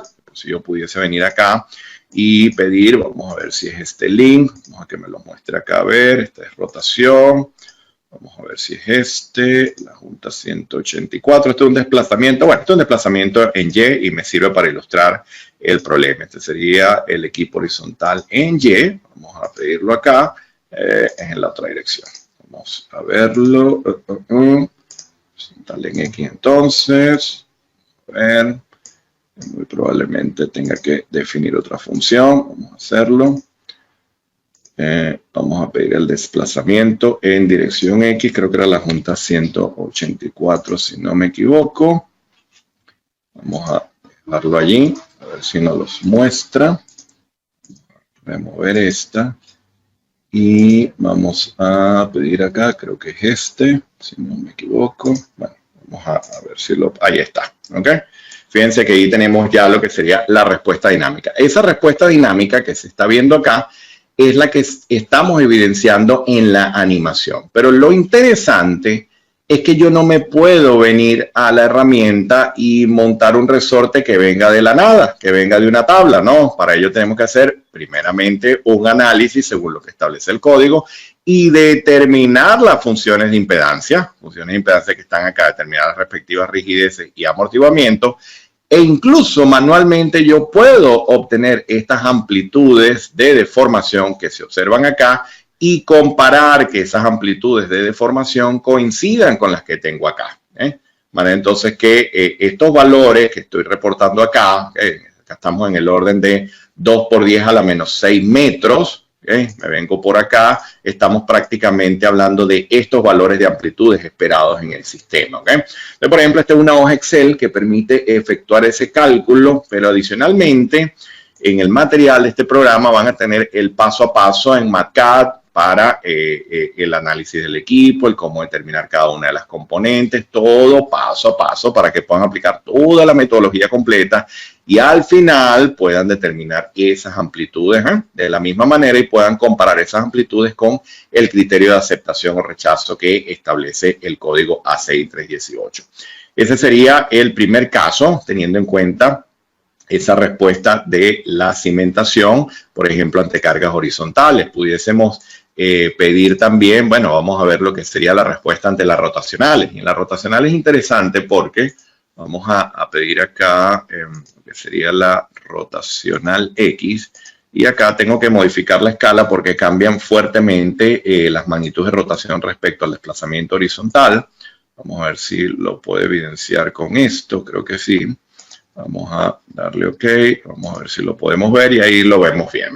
Fíjense, esta es la rotación alrededor de X y de igual manera lo tenemos alrededor del otro eje. Pero ¿qué es lo que está ocurriendo? Que estas impedancias acá se distribuyen según la distancia con el centro de gravedad de la cimentación. Entonces las que son verticales y horizontales pueden hacerse por asignación directa, dependiendo de las áreas de influencias de esquina, laterales, centro, pero las rotacionales sí dependen de calcular lo que sería la distancia. Es como una distribución de rigidez respecto al centro de gravedad, parecido a lo que hacíamos típicamente en mecánica racional, ¿ok? Como si estuviésemos trabajando con un centroide y estuviésemos descomponiendo según el centroide. Entonces, para ello, cuando hacemos la descomposición, esta respuesta que se está evidenciando acá, tenemos que calibrarla con los valores esperados. ¿Que va a haber algunas diferencias? Sí, va a haber algunas diferencias, no hay duda, porque no es lo mismo el cálculo manual que el cálculo de software, pero siempre tenemos que entrar con un valor referencial. Este sería el caso en el que estamos trabajando con un bloque de cimentación. De la misma manera, herramientas como el DynaEnd, que les muestro acá, fíjense, esta es una herramienta donde yo tengo acá la misma losa, el mismo sistema de cimentación que veíamos en el Excel, la misma cosa. Esto es un software que obviamente no es un software súper comercial que conseguimos típicamente en la práctica ni nada de esto. Es una herramienta que muy poca gente utiliza en la práctica porque es que su función principal es construir funciones de impedancia. Entonces, a menos que ustedes trabajen con este tipo de proyectos, realmente es muy raro que la vean en la práctica convencional como ocurre con SAP 2000, Midas, etcétera, ¿no? Fíjense, en este caso yo tengo acá modelado ya lo que serían los parámetros de masa de esta cimentación, he incluido todos sus componentes, tengo acá asignado incluso una data para el suelo y estos valores son equivalentes a los que tengo en el Excel y los que tengo en el MATCAD. Y lo que se obtiene en una herramienta como esta es estas gráficas. Estas gráficas son impresionantemente útiles porque ¿qué es lo que está pasando acá? Estas gráficas me indican, por ejemplo, la línea azul me está indicando lo que sería la rigidez lateral. Y fíjense, la línea roja me está indicando la rigidez vertical. Pero la pregunta interesante es, bueno, ¿por qué esta es así? ¿Por qué esta es así? Bueno, porque lo hemos dicho en la sesión. Estos son análisis que se desarrollan en el dominio de la frecuencia. Quiere decir que la rigidez no es una constante que depende del suelo o de la cimentación. Depende del valor de frecuencia que me interese. Entonces, si yo quiero modelar esto en SAP 2000, yo tengo que saber, con este tipo de análisis, yo tengo que saber cuál es la frecuencia de operación en la que yo voy a estar trabajando para poder cortar con ese valor y leer la información que necesito. Esto es solo para la translacional. Luego podemos determinar la rotacional, luego podemos determinar el amortiguamiento translacional, el amortiguamiento rotacional e incluso si diésemos la masa y la aplicación de la fuerza al software, el software también nos puede dar las amplitudes de la misma manera como lo hemos hecho en Excel. Entonces esto es una herramienta muy útil para lo que sería el cálculo de la función de impedancia. Que de repente Ustedes no, bueno, la parte de desplazamiento, rotaciones, no me interesa el software porque lo que quiero son la rigidez y los amortiguamientos. Excelente. Pero obviamente ya cuando modelamos todo el suelo con sus respectivas propiedades, podemos obtener estos parámetros y van a poder comparar que coinciden perfectamente bien con los cálculos efectuados en Excel y con los cálculos que tenemos acá en el MATCAD para el caso de cimentaciones superficiales. ¿Okay? De la misma manera podemos hacer con pilotes. Si yo abro otro modelo de pilotes, vamos a abrir este. Acá tengo un grupo de 4 pilotes y sirven muy bien para ilustrar el problema porque, como les decía, es uno de los casos más complejos desde el punto de vista de cálculo manual. Es sumamente pesado, sumamente tedioso. Ok, fíjense, en este caso tengo un grupo de pilotes con sus respectivos cabezal, etcétera, y es como que si quisiésemos montar encima de este grupo un equipo vibratorio ahí arriba, ok. Eso es lo que busca este análisis. Entonces, teniendo esa lógica, obviamente yo tengo que dar una data asociada al cabezal, tengo que dar una data asociada a lo que serían las propiedades de masa del grupo de pilote. Tengo que dar la data de las coordenadas de los pilotes. Esto puede ser para grupos más ambiciosos. Tengo que dar las propiedades del pilote. Fíjense lo que les decía, no es lo mismo que esté un pilote flotante, un pilote apoyado en punta, etcétera. Estos son los parámetros que definimos por acá. Tengo que dar la data del suelo en el que me estoy apoyando y ya luego el software entonces me va a dar, como les decía, el cálculo de rigidez. Fíjense, este caso es interesantísimo porque este caso nos está diciendo que la rigidez vertical más alta se obtiene para este valor de frecuencia. Pero es interesante porque si el equipo nuestro realmente no funciona, no, este es un rango de frecuencia que no me interesa en mi sistema, sino que yo necesito estar por encima de 60 Hz, bueno, entonces tengo que trabajar con estos valores de rigidez, no debería estar trabajando con estos como tal. Lo cierto es que por eso hacemos un análisis completo del funcionamiento del equipo contra la rigidez del sistema para poder saber dónde debo cortar y qué rigidez voy a utilizar. En este caso es la traslacional, por acá tenemos la rotacional, por acá tenemos los valores de amortiguamiento traslacionales. Fíjense cómo son estas curvas, sumamente complejo lo que sería el comportamiento, los amortiguamientos rotacionales, porque este es el caso de pilotes. Como les decía, estos son de los casos más complicados de analizar. Esta herramienta utiliza una metodología para efectuar el análisis de la cimentación profunda, teniendo en cuenta incluso el efecto de grupo. Si nos venimos para acá a la data, vamos a obtener la opción para modelar incluso un debilitamiento del suelo en los laterales, si lo quisiésemos hacer, y podemos obtener esta información que les he mostrado previamente. Pero podemos utilizar también otro tipo de herramientas como esta. Esta es de la misma casa Ensoft, este es el software Dynapile, donde puedo asignar acá la masa suspendida. Y fíjense, este es un gran grupo de pilotes desde el punto de vista manual, ya esto es un poco más pesado. El caso anterior que veíamos era un grupo de 4 pilotes, ¿okay?, que manualmente lo tenemos resuelto como parte de este programa de formación. Incluso hacemos la comparativa, hacemos todo el procedimiento para determinar todas esas funciones de impedancia, poder calcular los coeficientes de interacción, de grupo, todo esto para finalmente llegar a la respuesta, ¿okay?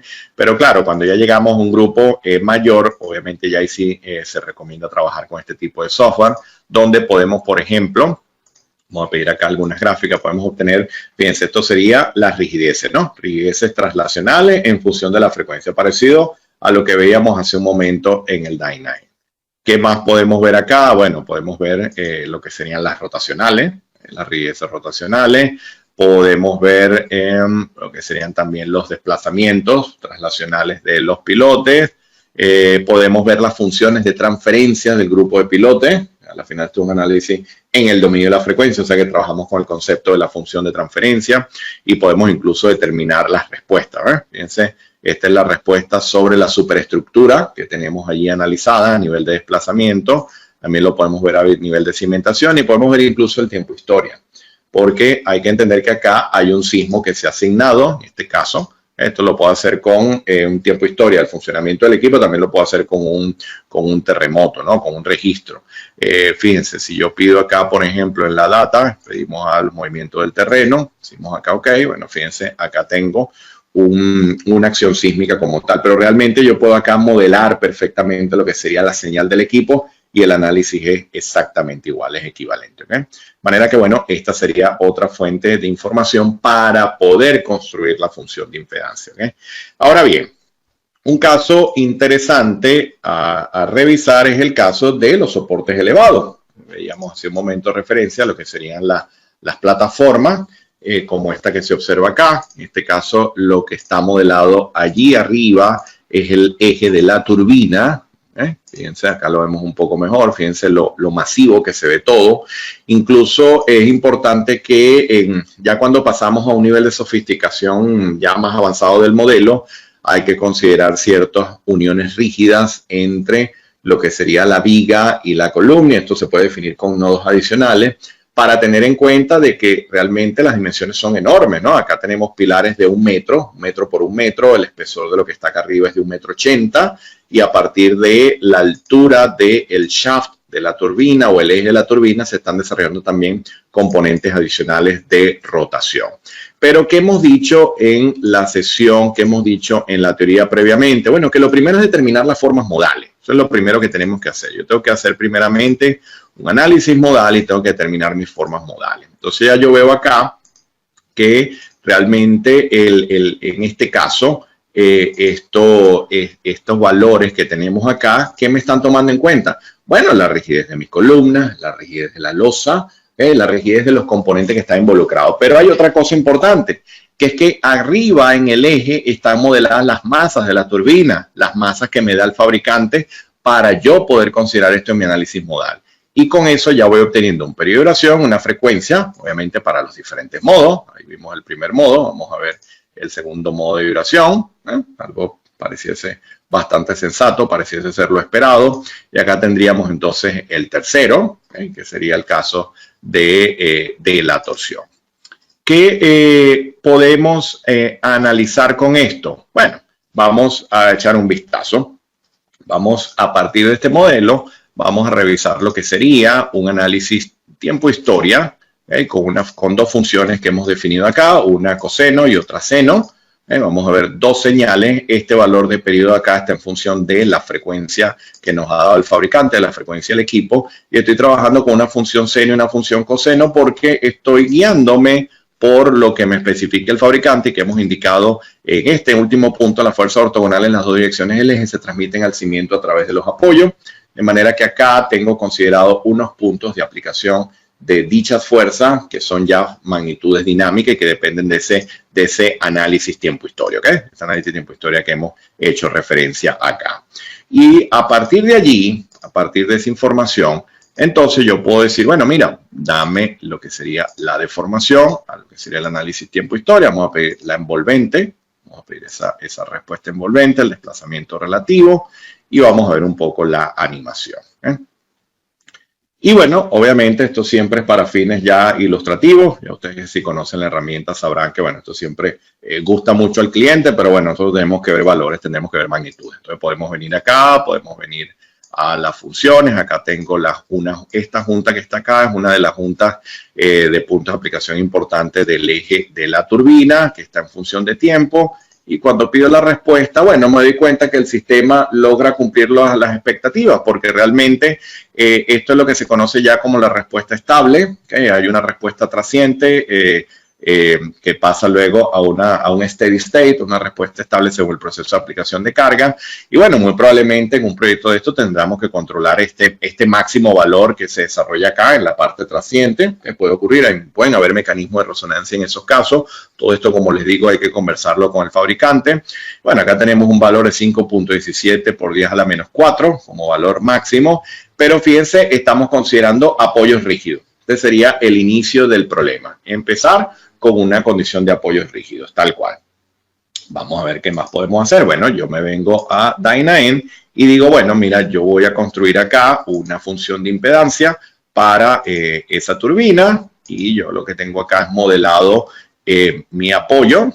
Acá fíjense que, bueno, acá la ilustración no nos va a decir mucha cosa, pero acá tengo considerado esa losa de cimentación. Vamos a ver si acá ya está calculado y por acá tengo el comportamiento a nivel de rigideces traslacionales, rotacionales y lo que hemos visto antes. Fíjense lo que ocurre acá con la lateral, ¿no? Comportamiento bien interesante. Entonces, con esta información, ahora yo me voy a otro modelo. Me voy a ir a este modelo, en donde ahora he considerado la losa. Entonces, ¿qué es lo que hay acá? Bueno, abajo tengo un link property que tiene considerado todas esas rigideces verticales, laterales y rotacionales. Esto se puede refinar tanto como ustedes quieran. No me refiero al proceso de discretización de la malla. Obviamente la malla siempre la podrán discretizar como ustedes los deseen, pero me refiero principalmente a lo que sería la asignación de las funciones de impedancia. Pueden distribuirlas por áreas tributarias, pueden trabajar con valores de referencia para la zona central y luego para los laterales. Acá vemos un poco el impacto de lo que es el espesor de la losa de cimentación. Como hemos dicho antes, elementos sumamente masivos, ¿ok? De manera entonces que partiendo de este tipo de información y ya considerando que ahora no es un apoyo rígido, pero que ahora tengo el terreno, lo primero que tengo que ver siempre es mi forma modal. Entonces vamos al análisis modal. Vemos acá que obtengo y fíjense que cambia el periodo, ¿ves? Tengo 0,49. En el caso de base rígida teníamos un periodo de, para la misma condición, a ver, creo que era 0,43, correcto. Entonces ya tengo un incremento de periodo. Bueno, es lógico porque tengo una flexibilización de la base. Fíjense que tampoco es excesivo, ¿no? O sea, pasamos de 0,43 a 0,5, podemos decir, pero tampoco es excesivo como ocurre en edificaciones cuando evidenciamos interacción sobre estructura. ¿Por qué? Por la gran rigidez de los elementos. Lo que puede ocurrir acá es que si yo evidencio la interacción sobre la estructura y ya veo que esos valores de desplazamiento horizontal ante vibración forzada exceden lo máximo que establece el fabricante o la referencia que tengamos en el proyecto, bueno, simplemente si estas columnas eran de 1 por 1, lo tendrán que ser 1,20 por 1,20 y listo. ¿Okay? Pero ya el primer análisis en base rígida, el segundo considerando la interacción con el terreno mediante funciones de impedancia y podemos de igual manera, bueno, podemos pedir nuestra animación para ver un poco la comparativa con el caso anterior, considerando ahora el terreno. Esperar que obviamente el modelo es mucho más pesado que el anterior. Vamos a pedir acá la animación. Y bueno, ya hay una respuesta, pero fíjense que ya se evidencia acá una deformación en el terreno, ¿no? A partir de esas funciones de impedancia que he calculado mediante la herramienta Dynaem, pero que también lo podemos hacer de forma manual, como les he indicado, lo haremos de forma manual para el caso superficial e incluso para el caso profundo hasta un cierto número de pilotes. Llega un momento en el que si son muchos pilotes, realmente ya el cálculo, como les decía, se vuelve mucho más denso. De igual forma, yo puedo pedir mi función de respuesta en tiempo-historia, la misma cosa, y bueno, este valor me doy cuenta que da un poco más alto, 6.5, siempre llegamos a la respuesta estable, realmente logramos controlar la respuesta a valores muy, muy bajos. Pero fíjense que realmente estoy trabajando ya con una respuesta un poco mayor a la anterior. ¿Por qué? Porque evidencié ya ahora la rigidez del sistema suelo-cimentación. Ya no es rigidez infinita, sino que está evidenciada. Pero les muestro otro tipo de análisis que es interesante y para ello he trabajado con el mismo modelo, con interacción suelo-estructura, pero acá he evidenciado otra cosa. Déjenme apagar un poco acá el grid para que esto sea más cómodo verlo. Espérenme que... Ok, muy bien.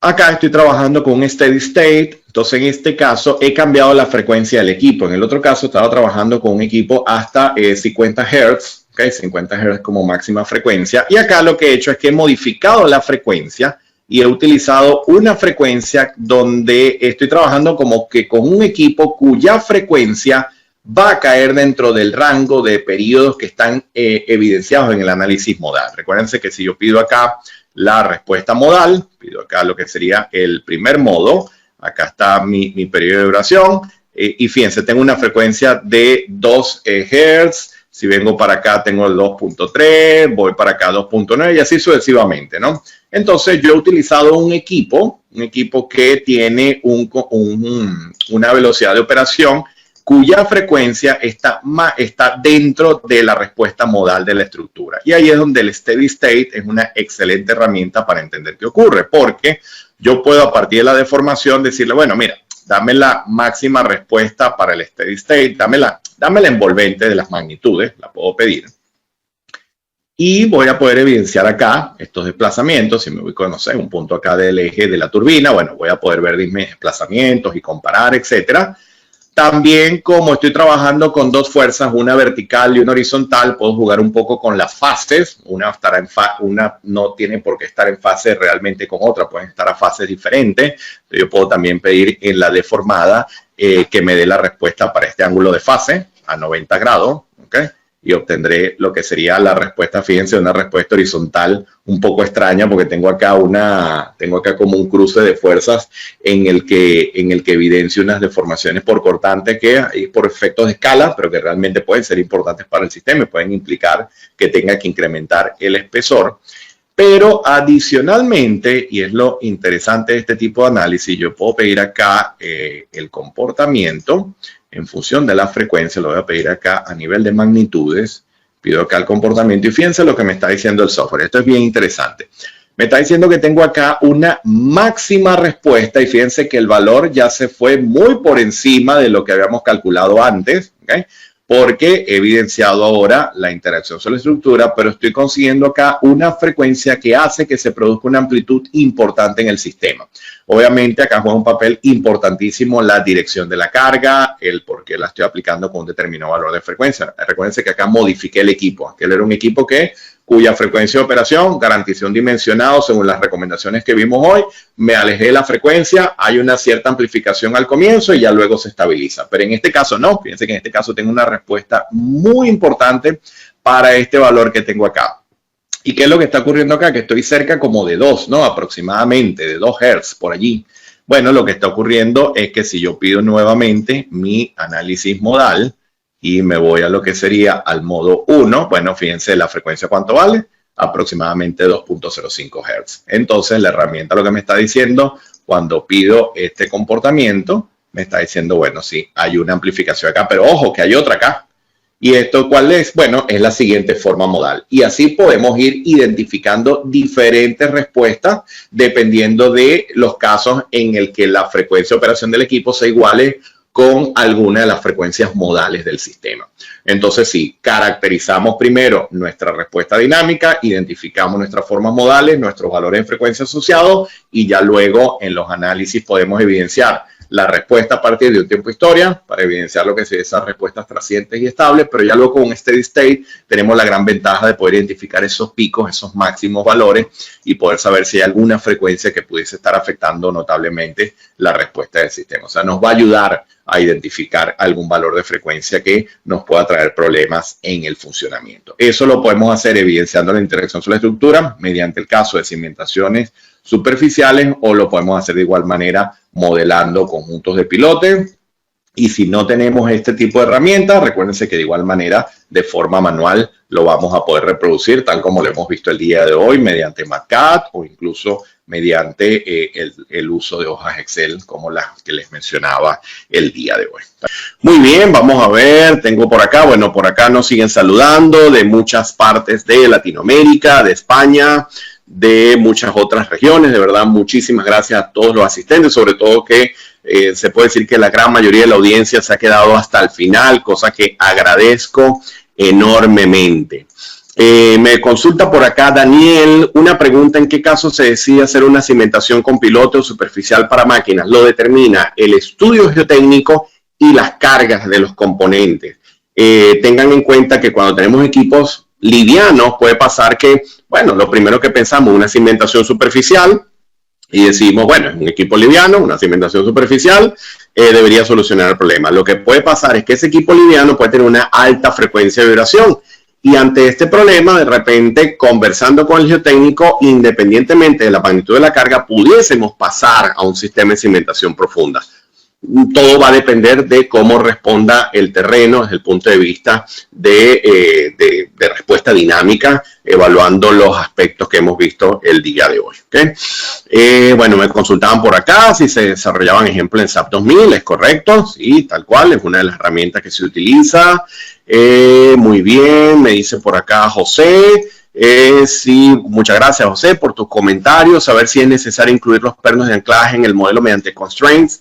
Puedes utilizar los constraints para trabajar con lo que es la vinculación de los componentes que tú quieres que se muevan conjuntamente con el sistema. En este caso, yo he trabajado con constraint para el eje de la turbina. Puedes hacerlo con algún otro componente que desees incluir en el modelo como fijo y que prácticamente deseas considerar su movimiento conjuntamente con la infraestructura. Ese dato te lo va a dar también el fabricante dependiendo del tipo de equipo, dependiendo del tipo de maquinaria.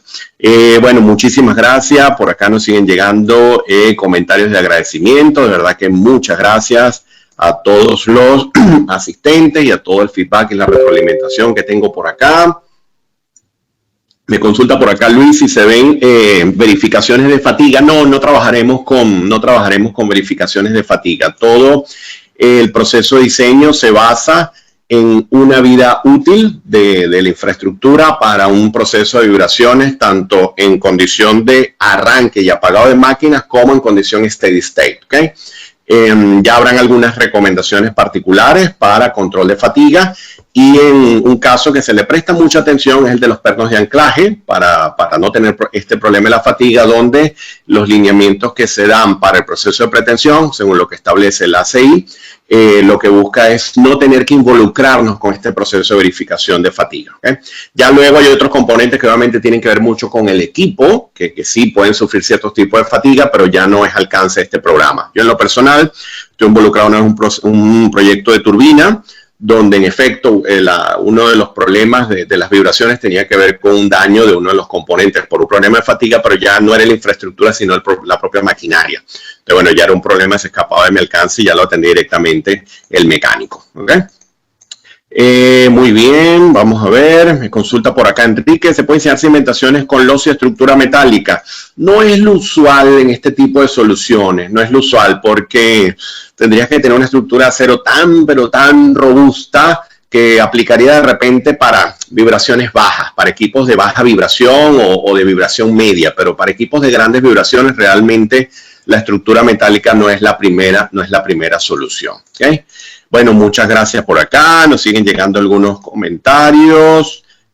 Muy bien, me consulta por acá Jorge si se va a suministrar las hojas de Excel por no contar con el software Ensoft. En efecto, todo el proceso de cálculo paso a paso se entrega en hojas MATCAD, de manera que ustedes van a tener todo el paso a paso, todas las ecuaciones con todo el paso a paso, y ustedes mismos ya luego lo van a poder reproducir si ustedes quieren en otra hoja MATCAD, o si quieren pueden llevarlo a Excel, como ustedes prefieran, pero todo el paso a paso del código con el ejemplo, con la verificación, con los números, para que luego lo puedan comparar con la herramienta, lo van a tener como parte del alcance. ¿Okay? Muy bien, vamos a ver. Excelente, muchas gracias Oscar por tus comentarios. Muy bien, Rodrigo, ¿qué información se debe solicitar a un proveedor para contemplar el diseño? Todo va a depender del tipo del equipo. Por lo general solicitamos el peso de la maquinaria, la forma en la que funciona. Yo siempre este tipo de proyectos los abordo literalmente preguntando desde lo más básico. Mira, esto vibra horizontal, vibra lateral, vibra hacia arriba y hacia abajo, tiende a dar algún golpeteo hacia alguna parte en específico. O sea, yo hago preguntas pero muy básicas para que me den la mayor cantidad de información posible. Cómo son los procesos de encendido y apagados del equipo, cómo son las velocidades medias, las velocidades máximas, las velocidades mínimas de operación. Si en algún momento ese equipo se daña, tiene un switch que genera el apagado del equipo o podemos esperar un incremento de carga importante. Todo esto se pregunta, tal cual. Muy bien, ¿se podrán revisar equipos en una sola platea? Realmente sí, el código permite efectuar este tipo de análisis. Lo que ocurre es que este es un tipo de análisis que depende mucho de criterios del proyectista. ¿Okay?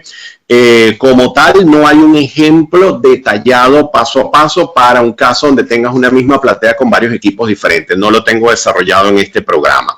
Si ya tienes experiencia diseñando esto en un equipo individual, en una turbina, un equipo reciprocante, y ya deseas abordar ese caso que es mucho más complejo y mucho más de criterio, sí, no te recomendaría este programa, porque la idea acá es aprender a diseñar todo, entender cómo funciona el terreno, cómo se dimensiona la cimentación, cómo se manejan las cargas, cómo determinamos las funciones de impedancia, cómo lo modelamos en el software, y ya luego que dominas esto, obviamente tendrás todos los criterios para poder saber qué hacer cuando tienes varios equipos en una plataforma o tienes este tipo de combinaciones, que puede ser un caso eventualmente en algún proyecto. ¿Okay?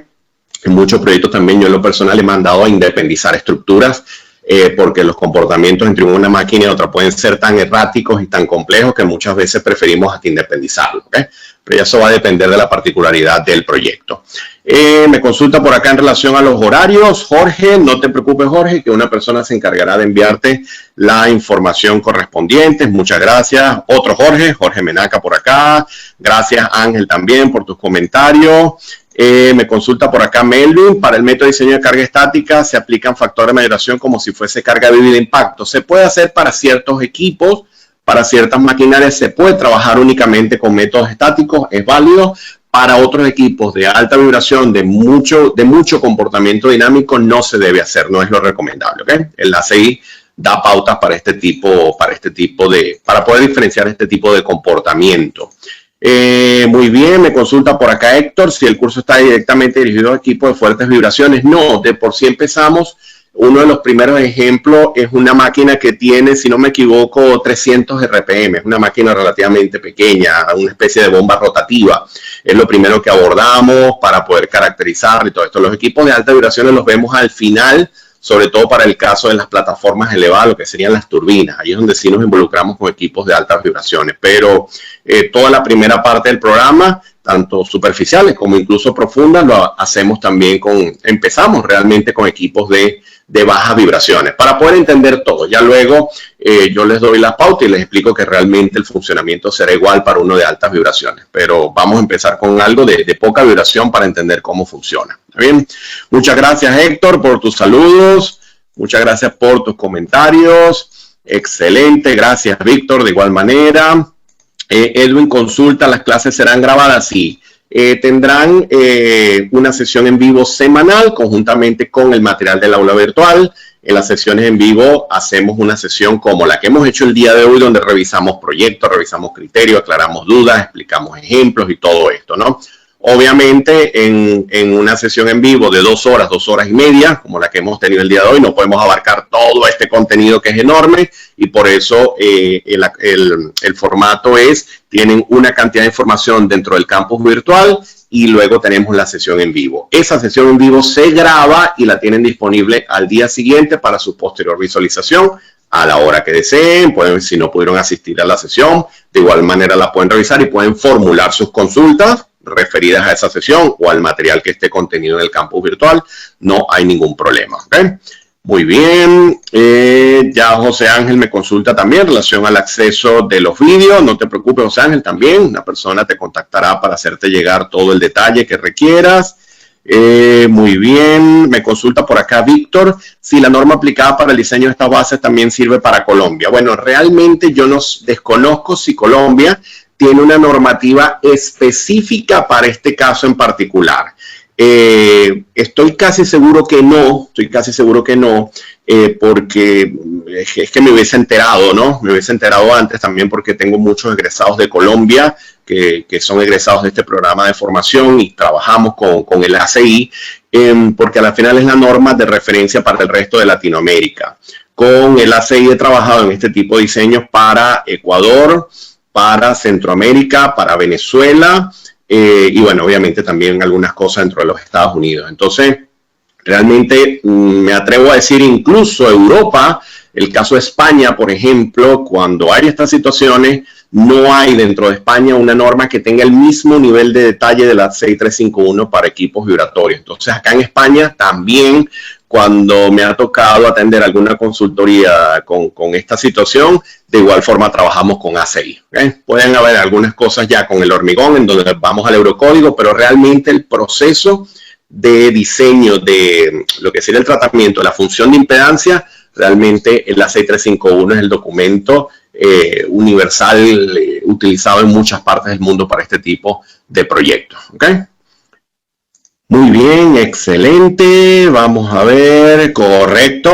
Acá lo aclara Jorge. Jorge Quintero nos dice, Colombia no tiene normativa especializada. La industria nacional se basa en A6351. Buenísimo, Jorge. Muchísimas gracias por tu comentario. No me queda más que despedirme. una vez más invitarlo a aquellos interesados, bienvenidos sean a participar en este programa de formación, diseño técnico estructural de base de equipos dinámicos. Para mí ha sido todo un gusto, un placer el haber compartido este seminario con ustedes. Espero que haya sido de interés y de provecho para todos y que les pueda servir para su vida profesional. Un fuerte abrazo, muchísima salud y seguimos en contacto. Hasta luego.